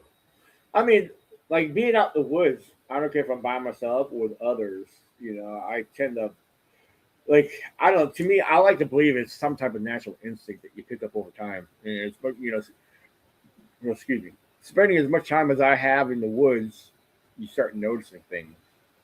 You start hearing things that others might not hear, And even though they're there with you, it's like, you question, you ask them, kind of question your own insanity. Like, are you guys hearing that? Do you guys hear that? Or did you see whatever? And a lot of times, like, no, what did you hear? I said, well, I heard this. It sounded like this or that. And on some occasions, you might get some people like, yeah, I heard that too. I heard that. Okay. So you're like, you're not alone, and you just make you feel like you're not as crazy as you think you are. So, yeah. No, definitely. It kind of confirms some validation. Right. Exactly. I rather have confirmation, like, because then if no one else hears, like, was I hearing things? Like, what the heck am I hearing? Yeah. Is it an auditory hallucination? No, I don't, at some point. That's possible. That's always possible too. But I don't rule anything out at first. I'm with you on this. Like when my experiences, I was a mental health therapist for 7 years. I was writing my experiences down on paper clinical notes. And I thought there's got to be a diagnosis. There's got to be a diagnosis for this. But, I feel like that's kind of eliminating all those possibilities. Oh, for sure. Absolutely. William Nighthawk wants to know, and I know you did too, before talk about it. I want to ask you really quick, Blazer wanted to know if you have any Native American ancestry at all. According on my father's side of the family, there's two different. There's what we have we have Iroquois and the Micmac Indian, which is both originated. Well, Micmac originated out of Canada. It's the Micmac Indian tribe. Originally, they originated out of Nova Scotia and settled down into the state of Maine, and went forth from there. However, the Iroquois, we have Iroquois in our bloodline from my father's side of the family. That for a long time, Dad wasn't aware. He always knew about the Micmac, but it wasn't until later on he learned through his aunt from his father's side that there is Iroquois in us. Oh, that's interesting. Yeah. I feel like that's definitely a commonality. It seems like across all of the phenomenon is it's either like in the UFO, it's more of the Irish or the Native American. The Native American always seem like they are really in tune, and I think that's amazing because you do have much more of a connection to this land than anybody else does. Yeah, if you knew my family and my family history, you would think that we're just part of the wacky cuckoo tribe. No. Well, my family falls right in there too, but there's a certain point. It takes a special personality, and especially if you have a show. I always say people, you have a podcast, and you probably got a special personality too. It's an outlet, but it really is. It's an awareness, and you need stuff like that, and people like that are going out and creating that. I really firmly believe that. So I appreciate all you do. William Nighthawk wants to know, Daniel, can you go over your list of what to look for when squatching? That's a good question. Well, to me personally, it is to keep it simple.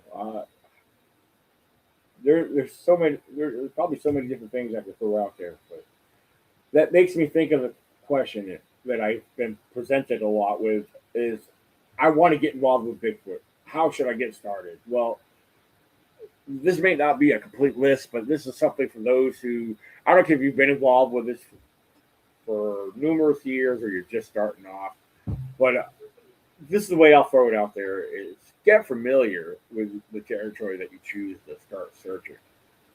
Get familiar with the layout of the land. Get familiar with the species of wildlife that may inhabit that location. These are things you want to get familiar with. So I would throw it out there. I would use that as a list. Observe, learn, and be dedicated to that location. Observe it. Spend time in that location. Get to know the area from time to time, because that area is not going to stay looking the same. There's going to be changes over the year from weather and other wildlife interacting throughout that area. So that's something very important to become well acquainted with the change in these locations. As far as looking for things when you're going out squatching, again, my main thing is to be observant of the wildlife in the tracks. Learn the game trails, learn the signs of the wildlife, learning their habits and their behavior and their, how they behave and how they eat. Those are all important things to consider. You can learn basic tracking by understanding and how to identify wildlife tracks, your species, whatever, the scat. Learn about their diets, and don't be afraid to look in their poop. I know that's silly, but don't be afraid to look into wildlife's poop, especially bears. Doctors do it, and must be a good reason for it. You want to know what they're feeding on, and that will give you an idea. Okay, where they're coming and going from, where they get this food source. So it's a lot of little things you could really look at that might help you understand a lot in the long run. So. Do you do any meditating when you're out there? I had a whole protocol in here. I don't know if you look at C5, but I know that it's kind of used across, all of it. I used to sit and I'd think of a map and it coming down and zoning in, but I knew that layout. That's a good point. Know your surroundings. Don't just know them. Every time I had a whole routine, because then I knew if there was a flight that was going past or something. I knew a certain segment of time, and I always set that aside. It was so important for me to get out there. It was just like a calling almost. Yeah, absolutely. I lost my train of thought there for a second. I'll find it right now in my head. No, you're talking about about knowing your area, the feces, and I asked you if you did any sort of meditation or. Oh yeah. Yes and no. When if I'm out by myself, or I guess even with others, sometimes I get in the zone. And when I say I get in the zone, I'm like, I am trying to focus. I am trying to let my mind get clearer, and I'm trying to focus on the sounds around me. And having others out there with me, sometimes it can be a little disturbing because you're trying to focus on certain things and people talking or stomping through the woods. It's easier when I'm by myself because I can take the time to listen, to focus on what's out there. But I like to observe and not just observe, but absorb as well. Take it all in. You got to listen. You got scan the areas. I'm not saying you can find a Bigfoot by standing there looking at through the woods. You might, but I like to scan the area to get to know the layout of the land. Okay, that also tells me which direction I'm going to start heading into. Well, sometimes I get drawn into going to a certain area. I get curious. Okay, I think I should go this way now. Because when I go out in the woods, there's no set path on where I'm going. It can go from this place to this place, up to that ridge, whatever. It's I get drawn to these locations for whatever reason. I may not always see something there, but But you don't know, I guess you don't know what's there, maybe observing you, or maybe what's calling out you can't hear. I always go instinctively with that. And there's always usually a reason for it. Absolutely. Yeah, you're absolutely right. Yeah, there's been multiple times where I've been out there and you start noticing or feeling like, okay, there's something else out here with me, but I don't know what or where. But you become more alerted to something, and it gives you that source of being cautious, but also a little bit extra more on alert. Like, just be careful. Like your senses, like, just be careful, because we don't know what that is, but we don't know if it's going to mean any harm or right. Whatever it might be. But we have anxiety, like, you know, for these reasons. If when we're being hunted, we sense it. It's not necessarily in our visual spectrum or in our hearing spectrum, something you just feel. Absolutely. Yeah.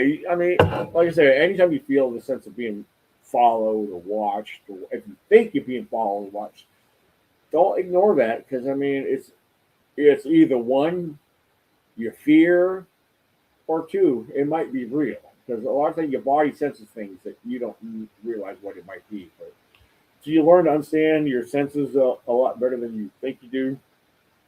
Just don't ignore the feelings that you do get. Because a lot of times people get these feelings like, oh no, I'm being watched, or there's something following me. I say challenge it. Challenge it. Find out if it's irrational or not. Exactly. Because till you really get really inclined with nature, or not to sound corny, but when you become one with nature, that sounds like some meditation there, Daniel. Exactly. Yeah. Once you become one with nature, then you'll understand, like, okay, you are being followed, or there is something around. And a lot of times, it can be something simple watching it. I'll give you a quick example. I was deep in the woods one time by myself. And the area had a slight intimidation because I was that far out there. But I'm walking up this trail that's starting to go uphill, and all of a sudden I felt a set of eyes on me. I didn't know where it was coming from, but something told me to stop. I stopped, and I looked up, and probably about 20 feet out in front of me on this pine tree with a big limb, big giant barred owl just staring right at me. I was never so alarmed when I saw an owl fly off for the first time. I was like, what in the heck is that? It's huge. It is so cool. Yeah. It is like I'm looking at this barred owl. It's like, you are beautiful, And it stayed there long enough for me to pull my camera out to start taking a couple pictures, and I started recording, and you can see it just get up and fly away. That's so cool. God. I mean, I've had them. I cannot believe the wingspan on it. I was like, what was that? Yeah, I mean, we got barred owls, we got screech owls. Screech owls tend to be a lot smaller. They don't get that big, and they are so cool, though. I've had them show up right there at camp. It's interesting. They are fascinating creatures. They really are. They really are, and they seem to be very in tune to things like this going on when it stems into these types of, the paranormal or Bigfoot cryptids or UFOs. There's an owl, there's an orb, Right. Absolutely. It's funny how Blazer mentioned in the chat, owls don't throw rocks. Oh yeah. No. I have an irrational fear of rock. That's why my brother and I were out there, and we were looking. I said, Eric, I don't know if I can see one now. I said, this UFO ET, I don't know if my brain can even wrap itself around it. He takes a rock and throws. I was like, now we got to go. Now there's going to be a boulder coming out after us. We got to get out of here now. Right. Oh, it is like some parts of that. I don't know. You go out there by yourself in areas like you're not familiar with. I don't know how you do it. Oh gosh, the sound of that, I would just be panicking a little. Well, I think part of it comes from my childhood, though. The neighborhood I grew up in, there was only so many houses on that road, and there was nothing but woods around there. Now, of course, you go up there now, there's subdivisions, and all the woods I grew up with, that was nothing but woods. It's all subdivisions. Same thing when I first moved to Virginia here. I'm originally from Massachusetts.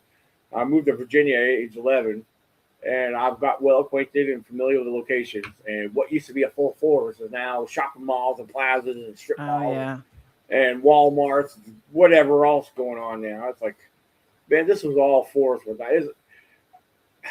It's a shame to see that. It is.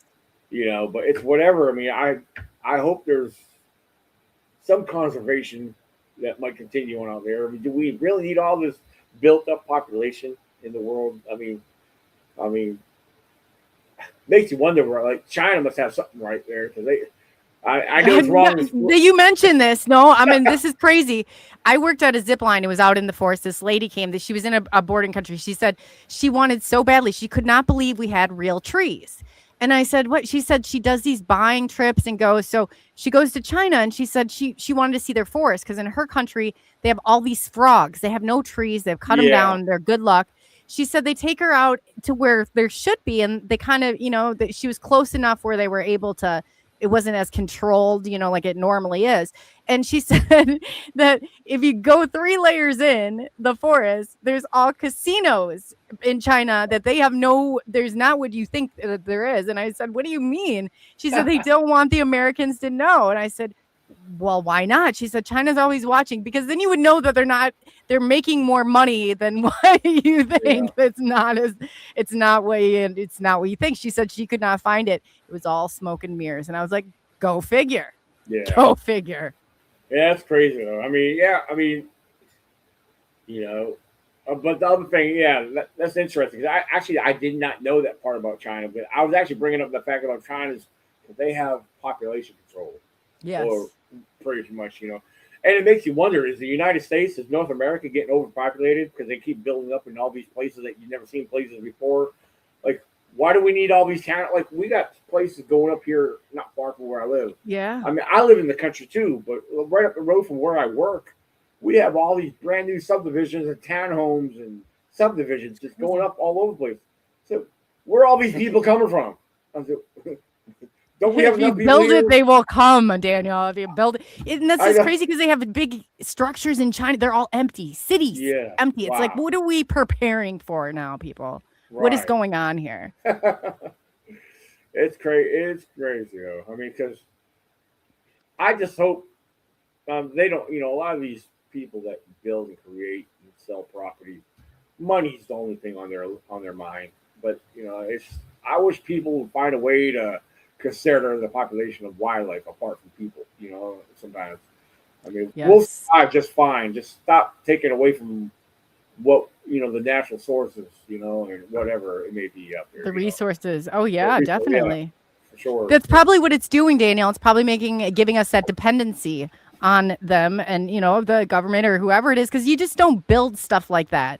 Like if you just don't build, like you said, it's about the almighty dollar. Yeah. But that doesn't generate a dollar if you're just taking up that land and you're building structures for people that aren't even there or have a need for it. Yeah, leave the forest so Bigfoot can build his structures. Right. There you go. And I've seen the stick structures before. Those are mind-blowing. If you how intricate they are, and I said to somebody, how do you know that something, and they're like, no, they're usually snapped. There's ways of, like the trees, the way that they're kind of fold in, and there's, different signs around, and even to the smell. Now I've gotten that close, but that's the closest I've gotten. Yeah. Now I find a lot of structures very fascinating myself. Now I see a lot of people, even recently, I get a lot of people posting pictures of structures and formations. And I'll be the first to tell you that I find them to be very fascinating and they're interesting. But I will tell you, I'm very objective about them at the same time. But I post pictures. And when I go out in the woods, if I see something that looks interesting, I'm going to snap pictures of it. I'm going to post, and I post it on social media. Just so, just to let people observe and witness what I'm seeing. That, hey, I consider this as nature's art, regardless of who or what made this. I mean, but I go into explain numerous times over the years that a lot of what we witness and observe, there's a lot of factors that we got to consider. I mean, a lot of possibilities, suspects. What created this? Okay, it could have been weather. You know, people underestimate what weather is known for doing. Ice and snow, you know, bends and forms structures and bends and other weird stuff. Winds will blow trees and combine them into a formation that looks like a teepee. You know, bears. So let's talk about wildlife. Bears are notorious for climbing and bending trees and snapping trees, uprooting trees. I've seen it. I witnessed it. I know what they do. So there's so many suspects that we have to consider before considering Bigfoot. Bigfoot should always be our last consideration. Fact. That's a fact. I don't care who you are. I don't care if you're 90 years old. You've been doing this for 70 years. I don't care. Whatever.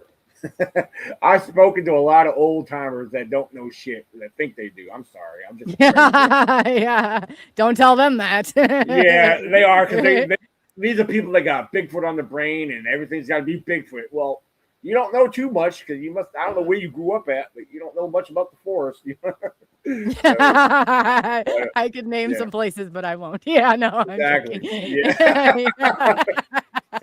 I don't know. I'm just very straightforward about it because I've dealt and been with people that are much old. I'm 46 years old, but I've been. And I'm 46 too. Good for you. Well, yeah. I just turned 46. Love it. Yeah, March 25th. So yeah. I got you beat. But not by much. Okay. Well, very cool. But yeah, like I said, I spent numerous times with people, you know, much older than me. You know, I tend to learn a lot from them, but they also, I've come to learn a lot of what I shouldn't know about them, or what they. I guess the best way to say this, like, it blows my mind that some of the people that have age on them, you think they would be more knowledgeable. You spend enough time with them, you learn that, no, what are they talking about? That ain't true, or that ain't real. You know, where are they getting their facts from? You know, it makes you really wonder sometimes. But I think sometimes they're trying to build more of a legacy for themselves than maybe providing evidence or what's factual out there. You know, you're right, absolutely right. For those who are involved with this field, I've seen it from the very start. You know, because I mean, when I first got involved and jumped on social media and started to discover that, oh man, I didn't realize it was such a big community out there that's involved with this. Well, I was like the kid in the back of the classroom just taking notes. You know, I was taking notes and listening to theories on top of theories, and I didn't fall for any of them. I didn't run with any of them. I just kind of went with them, and like, I started doing some research. I started digging. You know, I was like, where are these people getting this information from? I know. Is there any truth behind it? I mean, it's whatever. I don't know. Some of them do I would say do a character like on the person who's telling you, because there's some of it that goes so outlandish, and I'm like, how are you coming on here and even saying some of this? You can tell it's driven right from the ego. Yeah. Like Richard B, for example. Now, let me stop. I'm just playing because I love this guy. I was hoping they were listening, but I don't figure it on tonight.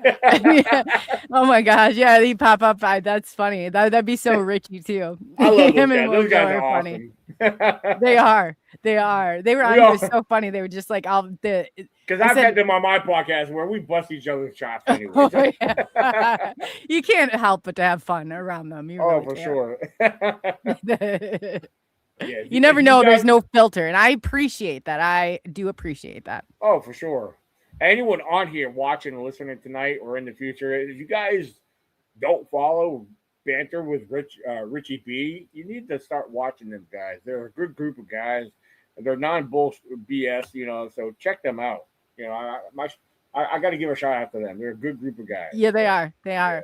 And you know what? They're willing. I see them going out there and time after time, like Wednesday, and trying to educate the community, which is huge. That's big. Oh, for sure. That's what I respect a lot of that, because that's a lot of people don't see that on my part, which I try to.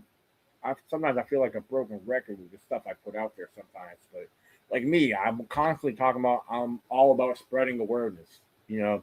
And why am I spreading awareness? I mean, my latest blog will break it down and explain it to you. Is why do if you follow me on Facebook, my latest blog is why do I believe in spreading awareness on my research? You know, and it's because I want people to understand me. I want people to understand where my views are coming from.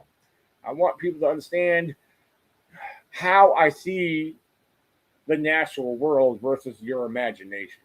You know, That's true, though. That's true. Yeah, a lot of people are using their imagination. It's okay. Sometimes you have to have a little bit of imagination. I agree with that to understand some of the things that may not make sense sometimes. And I tell you, my good friend Chadwick Gale from Pennsylvania, he actually, I don't know if he even remembers himself saying this, but I heard him say this and it clicked in me. I said, you know, he's actually right. Sometimes you have to have imagination to understand the impossible, you know. And I think that's true, though. Yeah, I think you have to, you know, you have to think at least you have to think it's possible for it to exist. Yep, absolutely. Yeah. And it all comes with having an open mind. So yeah, gotta have an open mind. You do, you know, if you believe anything is possible, but you're right, you can't let your imagination run wild. We're not like 5-year-old children out there. If you want to be serious researcher out there, everything cannot be Bigfoot, and it cannot all just be because of you. I'm just throwing that out there. Even as an adult now, I mean, and this goes for anybody out there. We go back from our childhood. You know, we grew up watching programs. We grew up learning to understand what nature is, you know, put out there for us to learn. The programs through schooling and whatever is being put out there through the public television. From our youth, we're programmed from our youth. Yes, we are. To learn what they want us to learn. Yes. You know, there is a lot of stuff that, well, I mean, some of us, you know, some of the old timers grew up in a different era. Are you calling us old timers? Well, I'm going beyond I'm joking. Yeah. No, but you're right. This is very true. Very, very true. Because, I mean, yeah, like me and you, we're still young compared to the lot of others that are much involved. Yeah, so, I love it. I mean, you know what? I have to say, there's something about our generation that's so different. And we kind of cuss, but I said we're the last Generation X. I think, I firmly believe this. We're the last generation of hope. Yeah. Where you encompass, like, you've seen so many different things, but it seems like the fight, and I hear it in you too, and it's going to rub people the wrong way. I rub people the wrong way every day, and it's just a part of it, but it also jars it. And I always say, like, you can always tell by somebody's programming and how they respond. I can always gauge it and tell. I'm like, oh, that's, you know, so I don't take it personal. I'm just like, yeah, that's your programming. That's your issues aren't mine. I'm sorry, but they're not mine. But it does. It changes things. It really does. Everything, every line you drop, every, you know, thing put out there, people might aggravate them, but I guarantee it has changed them. That interaction has changed them in some way.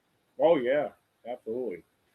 I mean, that's funny. I'm trying not to laugh because Blazer said I'm younger than I look. Apparently, he stated that. I don't know if you heard our conversation before we went live, but when he told me how old he was, I said, "What?" Yeah, he's older than we are.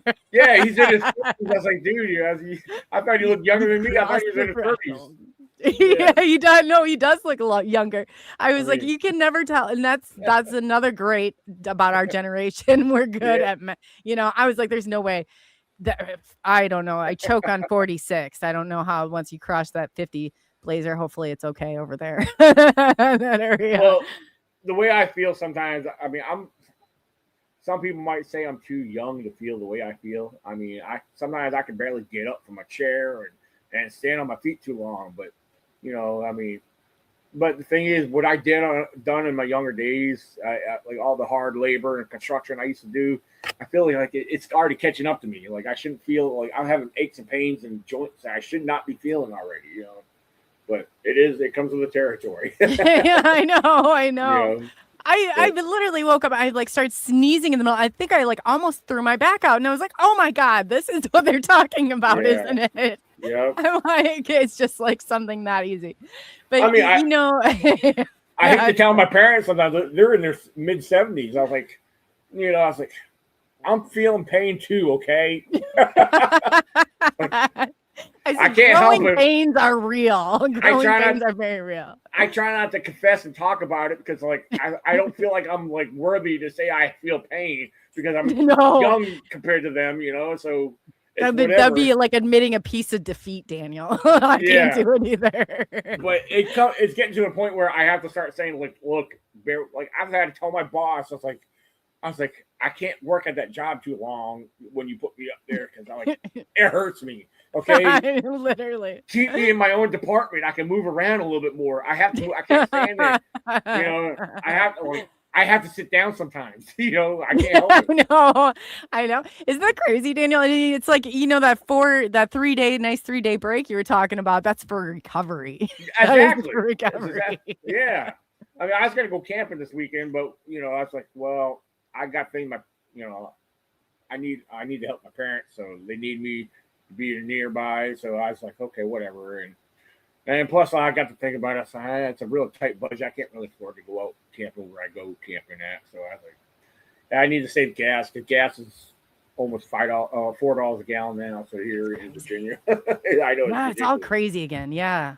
Yeah, it's ridiculous. I mean, but then on the other aspect, like you were saying, and I don't value money the same way either because I'm like, you can't take this with you. Like all this stuff that's nice, great, wonderful. It makes you a little bit more comfortable here, but it's not going anywhere. It is staying here. I don't get to bring it with me, like on where we go to next. You know, it's here. It's stuck here. So it's like, you know, I was talking about my grandmother. It was crazy because she always owned like a designer clothing store and a salon. And when it came down to her going into a home, we had to take bags and bags and bags of these nice designer clothes. And there was no place there, no one to even, I mean, you couldn't even get the amount of stuff was insane. But I was like, you know what? All those are times like, Grandma, we wanted you to come, you know, and not be 5 hours late to get here. Like that's all right there. You know, that almighty dollar that we're kind of tricked into getting into that system.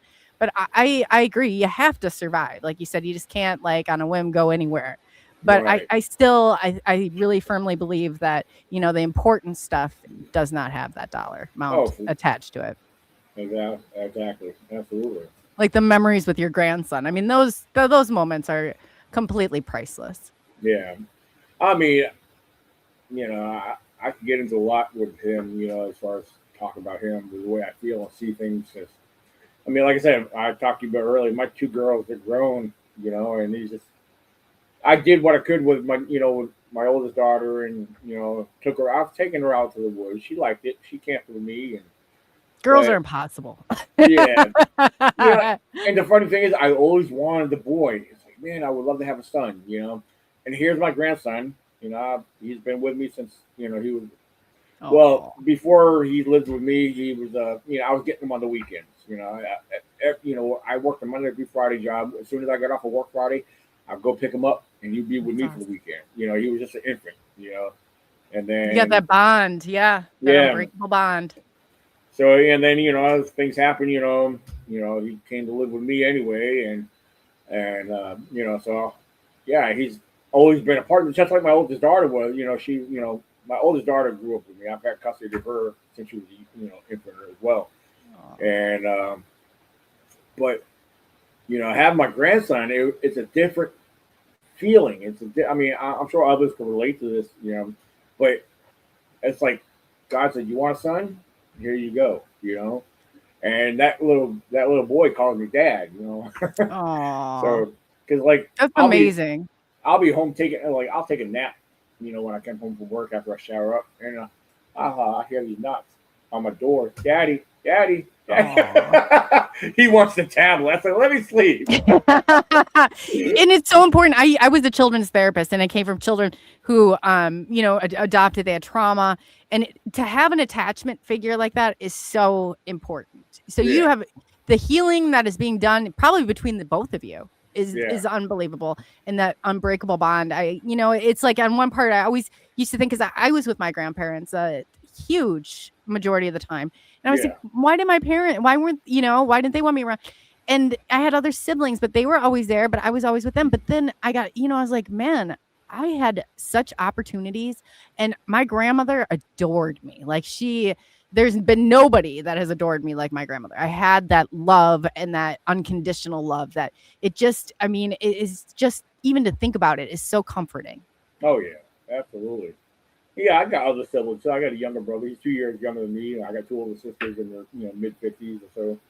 And when I was younger, even when I was younger, I never had much of a bond with them up till I got older. And like now, for example, my sister Melanie, who lives up in Rhode Island, she follows a lot of what I do, and she'll share stuff with me. She'll ask questions. She loves it. She's all into it. Like she's shared stuff with me. She's more into the paranormal than I am, but she likes the whole Bigfoot thing that I do. Oh, that's cool. Melissa, no jealousy.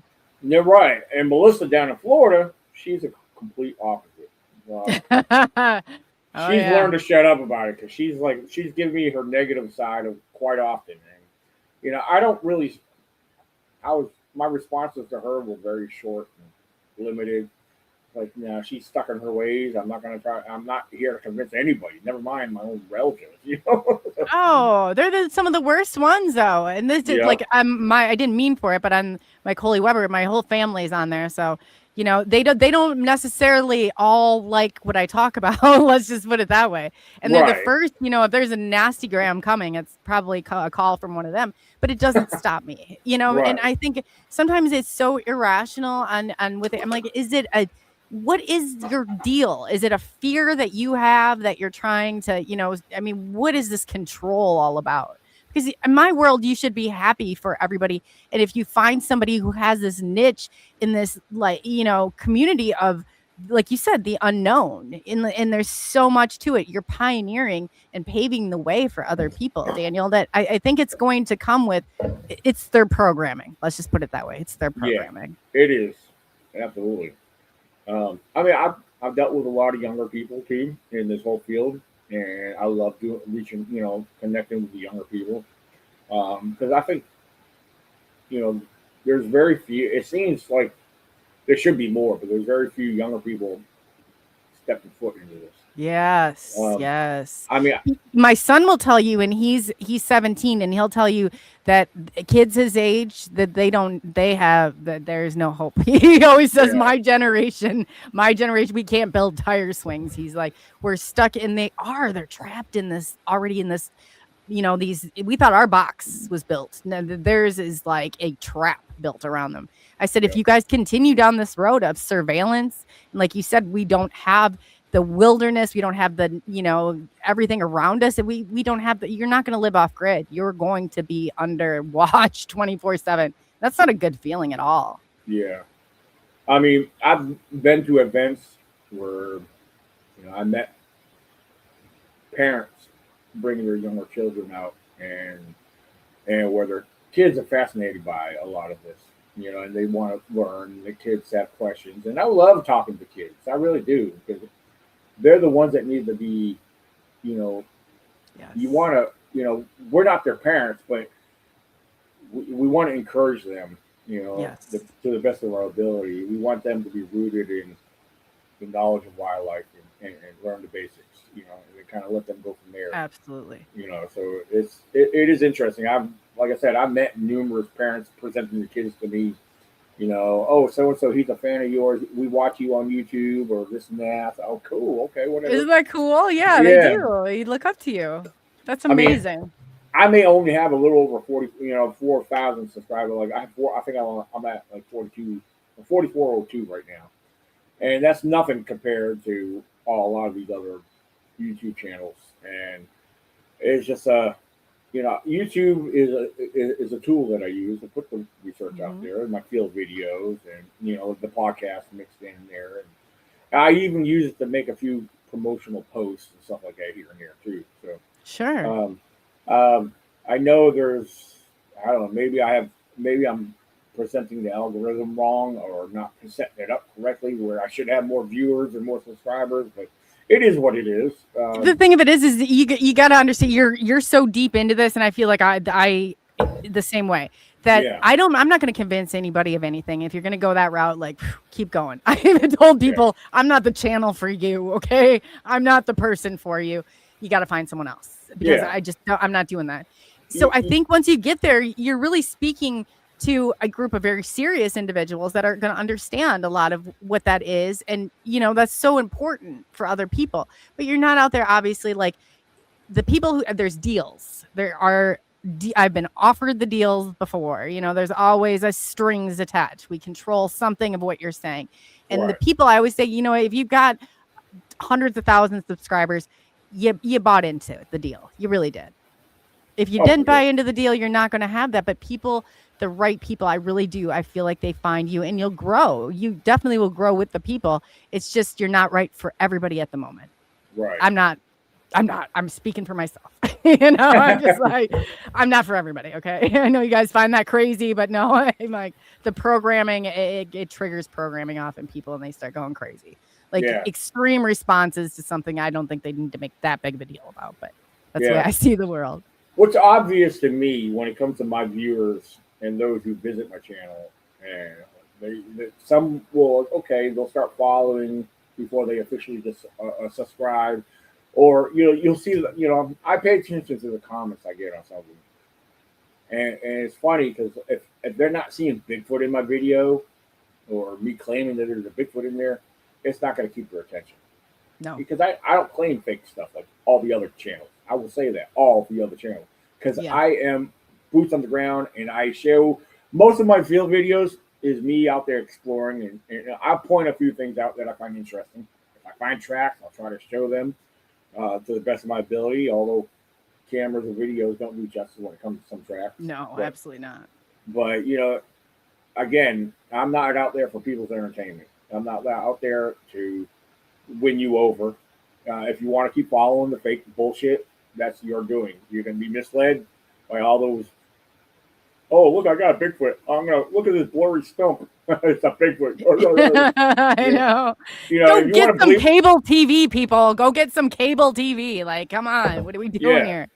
Drives me crazy because you have these platforms for a reason. It's like that. I love nothing more. And I won't present something. I'm very much, and I'm probably the most skeptical person in, some of the situations, but I really do. I want to bring people to the truth. That resonates. That's what changes things. I mean, there's still a lot of people that present stuff out there that I object very easily. Like on Facebook, there's New Jersey Sasquatch. I'm not afraid to call people out. New Jersey Sasquatch will put stuff out there showing zoomed in, pixelated, blurry stumps. And to them, that's a Sasquatch. And they got people that follow that believe that stupid bullshit lie, I know. You guys are, for those who believe it, I'm sorry, but you guys are retarded. I'm not afraid to say that. They are. This is what I love about my generation right here. I say the same stuff. I'm like, you can't sit there and it's like, and then people are like, well, why would they lie? How could we carry out this lie? I said, you know what? You got a younger child or grandchild, have them go around your neighborhood at Christmas time and ask them if Santa Claus is real or not.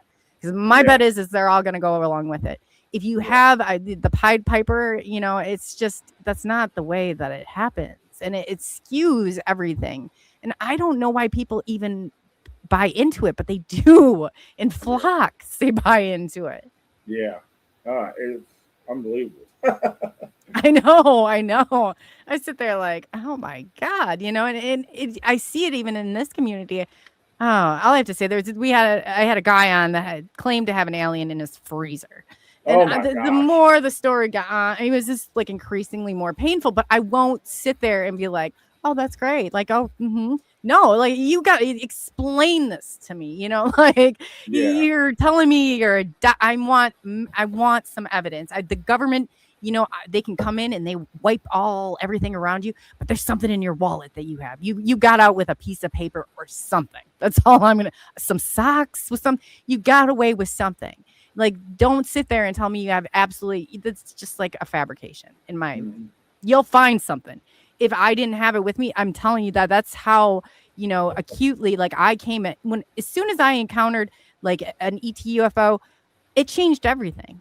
I'm sure it did with your life too. You no longer what is it real? Is it not real? Like you're forced. You know it's real. Yeah. You know it's real from going forward. It changes everything. Yeah, the only aliens in a freezer that I would know about oh God, it can go worse. Would be the mold developing on food that sits there too long. It was going so bad. And people, you would not believe how mad they were at me that I was, and I said, I'm not for everybody, okay? Right. I'm just not. And exactly. I will be the first to admit that. I mean, like, you know, it's like, I don't know how it is for you with other guests. You know, like, I interview my guests and I'll let them speak, you know, and I won't, I'll question them. I mean, I'm not going to put them down, but, you know, at the same time, I like to get a better understanding of some of the, like, I've heard some very weird claims, you know, with some of the guests I've had in the past. Like, I know, I've heard it all too. It's crazy. Yeah, but I will tell you that some of the stories, and I don't know if you feel the same way, but when someone's telling their encounter story, and this doesn't happen with everybody, but I get drawn into their story. Yeah. And when I get drawn into the story, I start visualizing. It's an intersubjective experience, is what it's called. You're seeing, you're seeing what they're seeing, what they're claiming to see, and again, it does not happen with everybody, but it's like no, but that's how you can tell something authentic and genuine. Exactly. They're in the moment. You're in the moment.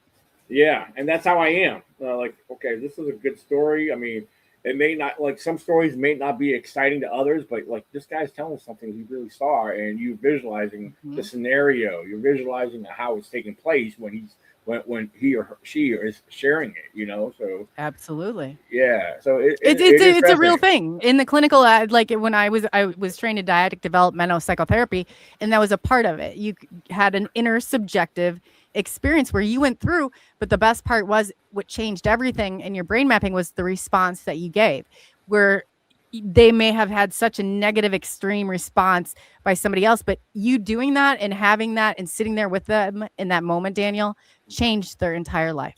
Oh yeah, absolutely. And I say there's no way, if I don't emotionally connect to something and it's something like that, it sends off like, you know, red flags everywhere. Oh yeah, absolutely. And for those, for the individual who just said you missed the show, sorry, I had a family thing, feel free to go back and watch this again. You might find it entertaining. But we're not here for your entertainment, but, you know, come on back. Even people, if you find us entertaining, we're for you then. We're for you. But not for everybody. Yeah. Watch the rerun. I agree. No, and that's true too, because it's like it brings joy. There's so many, and just hearing, I get so excited when I have real experiencers or people who are done. Like I get trapped in the moment. I just looked at the time. I'm like, man, I just kept you longer than I anticipated, but it's so great to do that because I can feel, and I have that, you know, when you're talking and I put myself there, I can actually, you know, in my head, like I can relate to a lot of what you're saying. And that's so important for people. They might not be in the spot where they're ready to hear it, Daniel, and they might all day long, you know, not understand you or what you're doing. But that right there tells me that they need you more than what they are willing to admit. Yeah. One thing I'll tell people out there, and this goes for anybody, I don't care who you are, how long you've been involved with whatever research you're involved with, try to humble yourselves. Don't be afraid to be wrong. I mean, I've been wrong numerous times on certain things, you know, it's the smallest little things, you know, because like many of you out there, you want to be right all the time. It's not going to work. It doesn't work that way. No. I mean, don't be afraid to be wrong, and don't be afraid to change your results, because, you know, I've come to be very open-minded on a lot of different things, but you know, it's just, you can't accept everything, but you got to still keep that open mind. You know, sometimes that's easier said than done, but open your minds and consider other possibilities. Absolutely. That, you know, like I hope. And you're right though. Don't admit when you're wrong. Like there's times where I think I'm going down a road, and then all of a sudden, you know, it's like you don't have that awareness now. You can do only so much you have with the tools you have and the knowledge you have at that time. If anything, my story hasn't changed. I've gained maybe a different perspective or different awareness on it. you know, and I'm the first one to say it. Don't sit there and, you know, because that's so annoying. That is more than just annoying. That is like a character flaw, if you're asking me. Don't sit there and just go along with something or your story or stand, you know, like you're you're stuck. You're absolutely just stuck there then. Right. I'm moving on, you know, it's like, but it's so important. And it's not this, so much of this is not for the weak of heart. It's not for, you know, the feeling hurting crew. This isn't probably for you, you know, you just keep moving, but it does. And you start to build a community around you of people that are like yourself. And it's, that part of it is so rewarding. I love the people in chat. I love, you know, the way that you bonded. And it's like, they feel like some of the closest people to you and to your heart, and it keeps you going. It really does. It gives you, you know, that energy, that motivation to keep going forward. Absolutely. Even on my channel, if I go live, I have a designated group of people that come on there. I don't care if it's 5 to 20 people. I mean, they're always steadily watching, you know, and they love I love the interaction from them, you know, their inputs and everything. And it does help carry on a conversation and you know, help, you know, interact with the guests and stuff like that. So I get it. You know, the people in the live chat, you guys don't realize how much you guys are appreciated. Yeah, they're very valuable, aren't they? Yeah, absolutely. So without them, none of this would be possible. And, you know, I took the stance in the beginning. I said, I don't care if anybody's listening to me. I don't care. But it's like the more, you know, I really was connecting. I really have. I said, I know in each and every individual, I can tell you something about them. I can tell you that, you know, it's, you pay attention, and it's so, to have that it makes all the difference in the world. It really does. Yeah, absolutely. Absolutely. So yeah, I mean, you'll learn. Sometimes it might be something small, but you'll always learn something from those who are viewing versus those who you are interviewing sometimes, you know. Even with a simple question that they might ask, like, okay, I never thought to ask this, you know, it creates a whole new awareness. Yep, exactly. And that's the kind of position that you're in. It's like, you know, all these different, and people all the time are giving feedback. I encourage it. I've said, if you're going to a channel and they're like, don't, you know, but there is that line, you know, you have to be respectful. You can't straight up call people. But if you're digging and you're going in there and you're curious and you're investigating that, and you have excitement for it, that's what we need. That's exactly what we need. Absolutely.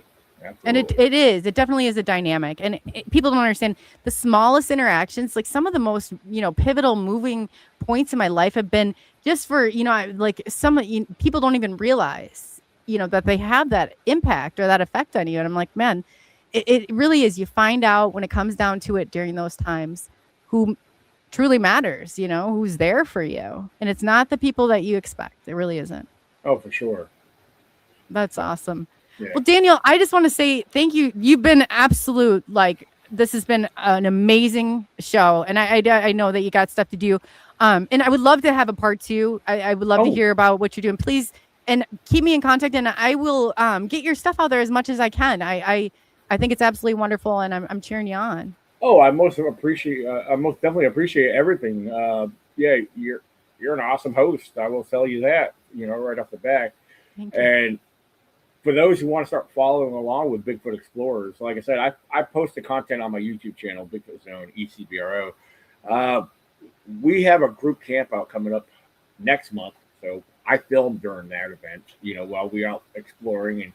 And if we, like I said, it's not guaranteed to capture action or activity, but, you know, we hope to get activity and we hope to capture it, you know. So, I mean, you never know what may be seen on our videos. Some of it's a lot of the content we put out there, we do try to make it educational, but you're going to see a group of guys and girls and women out there having a good time camping, you know, just doing their outdoor adventures and having fun. But we take the research serious at the same time. You know, we put our gizmos and gadgets to use, and you know, like I said, we're not going to put out fake Bigfoot content to gather your attention, you know, but we're real boots on the ground. We're unscripted. That's what Bigfoot Explorers is about, is sharing our adventures with people, you know. It's my way of putting our field videos out there. You know, we want you to understand what we do, you know, what it's like to see, you know, everybody gets to, everyone who's ever watched Finding Bigfoot or Expedition Bigfoot, they think that's what Bigfooting is supposed to be about. Yeah. No, if you want to learn more about what it's like being out there, follow Banter with Richie B. Richie B and his group, they go out there, boots on the ground, just like we do. We got a good group of people showing up this year. We got the Volvo brothers coming down from Massachusetts. Oh, very cool. Yeah, they're fun. They're joining us this next month, and we got one guy. We don't know him yet. First time dealing with this guy. Coming up all the way from Florida to join us here in Virginia. So and then not Brian Bowden, is it? He gets around everywhere. They people like that, you gotta love it. You gotta love it. And that's just I said it, you never know. It's like heads or tails, but that I can make a joke in the worst of times. I really can.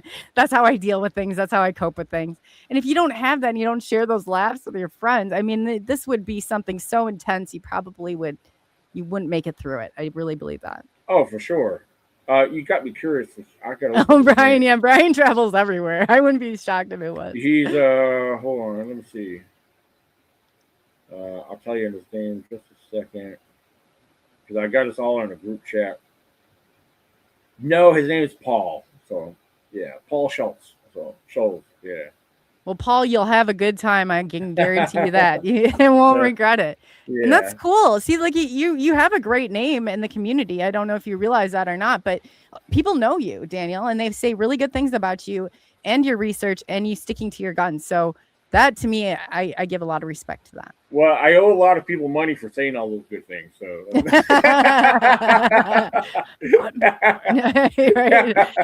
I see. You can always tell, but if somebody comes and they don't have resistance, they don't have the haters, I just don't have an interest, because I think that what they're saying is probably people pleasing and not maybe reality. Right. Exactly. And there's a difference. There is a difference. Oh, for sure. I love to sit here all day long, like, oh yeah, but that's not the way it is, And I respect that you're out there and you're doing this, because this is what the community needs. I mean, let me tell you, the storytellers are out there and they're endless. The real experiencers, they're far and few between. They really are. Yeah, and we're the less popular group. We really are. The entertainment group and the ones that claim all the crazy bullshit, they're the popular ones. We're quite the opposite. Because you're here to change something. The change makers, you're gonna rub that frequency. Their programming is gonna go bonkers. I mean, I was like, man, I always see two people when I see it out in public, and I'm like, that is programming. That's how but you can't continue down that road. Otherwise, you're going to just short circuit eventually. I mean, I don't have enough energy in my day to keep entertaining it. So at some point, whatever it is that they're trying to evade or project or whatever it is, it's something about themselves. It's not about you. What you're doing is your calling. It really is. Absolutely. And Diane's got me blushing, by the way. She said I'm handsome. Oh, Diane's great. Diane is absolutely great. She's wonderful. Oh my gosh. I tell you these are the part of the community I said that just really keeps me motivated and keep pushing forward. It's that excitement and that energy and the kindness, that you get from people. And it's like, and maybe it's not your family. It's definitely not mine anyway. And it's not people in no, they're not fans either. But they don't like the fact that I speak out. They don't like the fact that, they don't like the resistance. They want to just keep going, or they want to keep their head in the sand, and they don't want anybody to disrupt that. They're okay. They're not shook, but that's them. The world's not their hospital. This isn't a mental hospital. So I always say, the world is just not your hospital today. Exactly. So, and then that's just it, and people, they can get mad all they want, but it's me, and that's who I am, and I'm not changing, and I'm not for everybody. So, and I'm okay with that. Nobody wants somebody who's for everybody. Daniel, it's people like you out there pioneering that road that, I truly, you have my respect for that. Absolutely. I appreciate it. So yeah, you guys, check out my book, my most recent published books, Trail of the Unknown. And also I have another one that's that references that book. It's called The Bigfoot Zone, a comprehensive doctrine of Bigfoot research. Those books could be found on lulu.com, lulu.com. They're not set up for global distribution quite yet, but I'd rather you go directly to lulu.com. I will be honest, the revenue is a lot more there than before it gets to the global distribution. Because if it was once it gets to Amazon, they're going to raise the price, and I'm not going to get nothing from them. So No. And then it keeps you going and people all day long, but that's what funds you to go to your next place. And it's all a part of the necessity here on Earth. You have to have money or you're not going anywhere. Yeah. And that's just how it is. You have to play the game to a certain extent.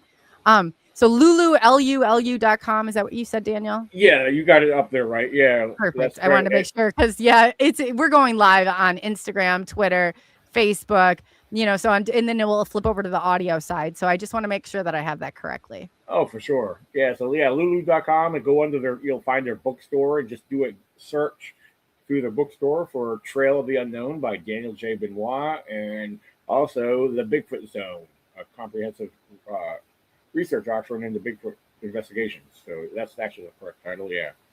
So that's awesome. Yeah. And again, before I let you go, tell people where they can find you. Other than lulu.com, that's where they can purchase your books. Where can they find you? Yeah, I mean, I'm not hard to find. You could do a Google search for me, and I show up pretty much almost everywhere. But I'm all over Facebook. I'm on Facebook a lot. So, yeah, if you look me up on Facebook under my name, Daniel J. Benoit. You can look me up as Daniel J. Benoit, or just look up ECBRO and put Bigfoot under your search on Google. But yeah, I'm on YouTube. I try to post and keep things updated on YouTube as often as possible, which is Bigfoot Zone, ECBRO. Yeah, I'm also on Instagram under the East Coast Bigfoot Research.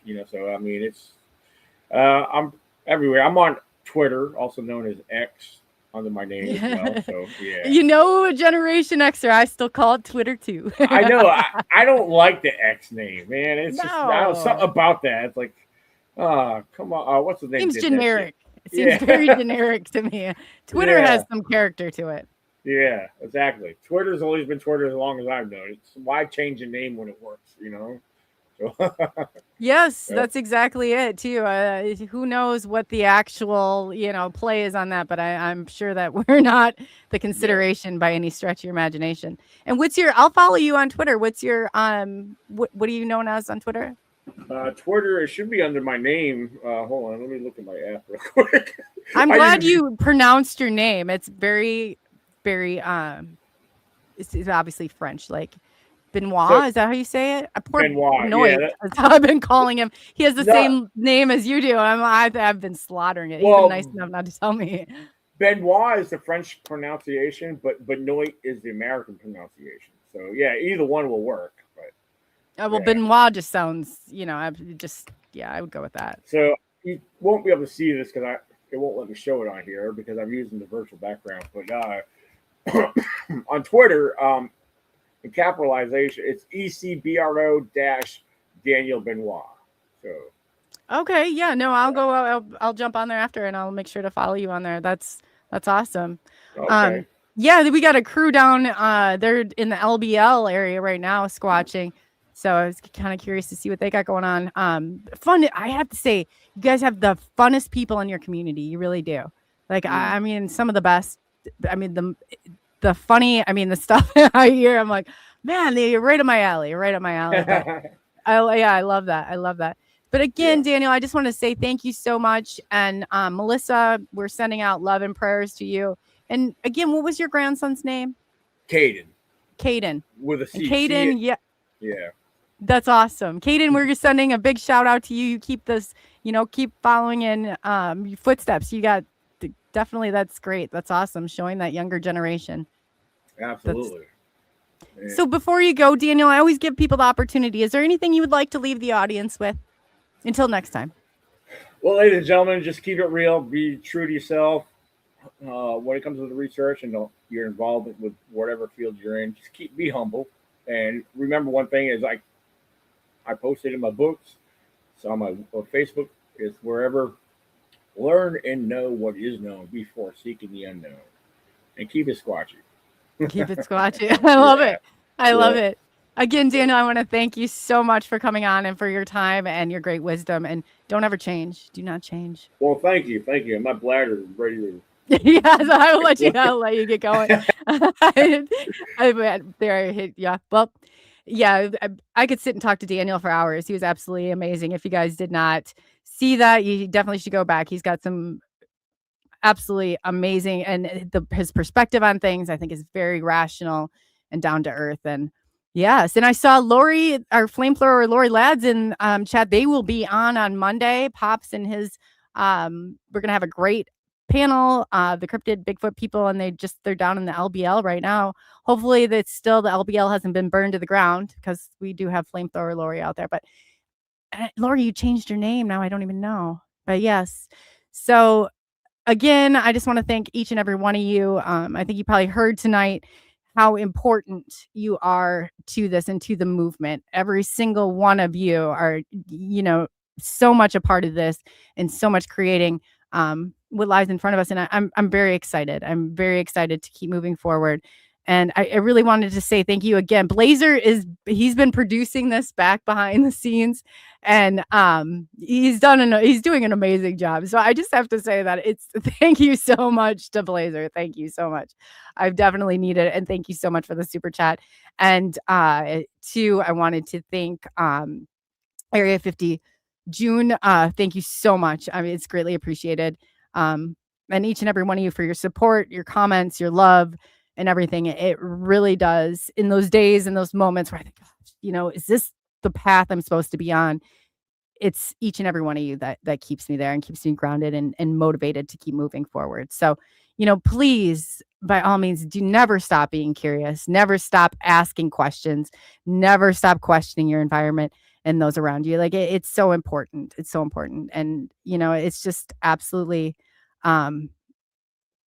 you mean more than you probably realize. So just keep that in mind. But on that note, I just want to say thank you for taking the journey into the unknown. I will be back on Sunday with Phil Graham. If you guys don't know Phil, he's amazing. He was involved in a documentary that exposed democide in the UK. And he also was an ET experiencer. So he's amazing. And then Monday, we got Pops and Lori Ladd and Keith will be on there. And excuse me, and I'm missing somebody. Oh gosh, Lori, will you remind me who's on there really quick? Oh gosh, Tim Mothman's in here. Tim Mothman is in the house. You must have heard your ears ringing earlier. I was talking about you. But yes, stay tuned. Sunday, it's going to be 3 p.m. Central Standard Time, 4 p.m. Eastern Standard Time, and then Pops and his crew will be on at 8 p.m. Central Standard Time, 9 p.m. Eastern Standard Time. So, and thank you, Diane. You're greatly appreciated. Magneticus, Hillbilly Herb. It's so nice to see all of you in chat. It really does. It makes everything. It makes so much important. So important. So just want to say thank you from the bottom of my heart to each and every one of you. And I hope you have a safe, enjoy the rest of your week. We only have one day left till the weekend, and hopefully you got some fun and exciting things to do. So on that note, again, thank you for taking the journey into the unknown. I'm Coley, also known as Coley UFO. Big shout out to Blazer MT for his production work. I think he definitely is. Yeah, this is great. So on that note, I will see you guys on Sunday. If not, well, I guess, you know what? I'm going to be over on Traveling Fools tomorrow. So I'll post that link if you guys are interested in checking it out. That'll be fun. They were in chat earlier. So I'm excited about that. I love the new adventure. But until then, be good to one another. Be good to one another. Remember, it's just, sometimes you just have to have that tolerance, even though it may not exactly be you or what you want in this world. Just think that there are other people out there and do take that in consideration. So love you all, and I will be seeing you. He said, ain't lying, UFOs in the night.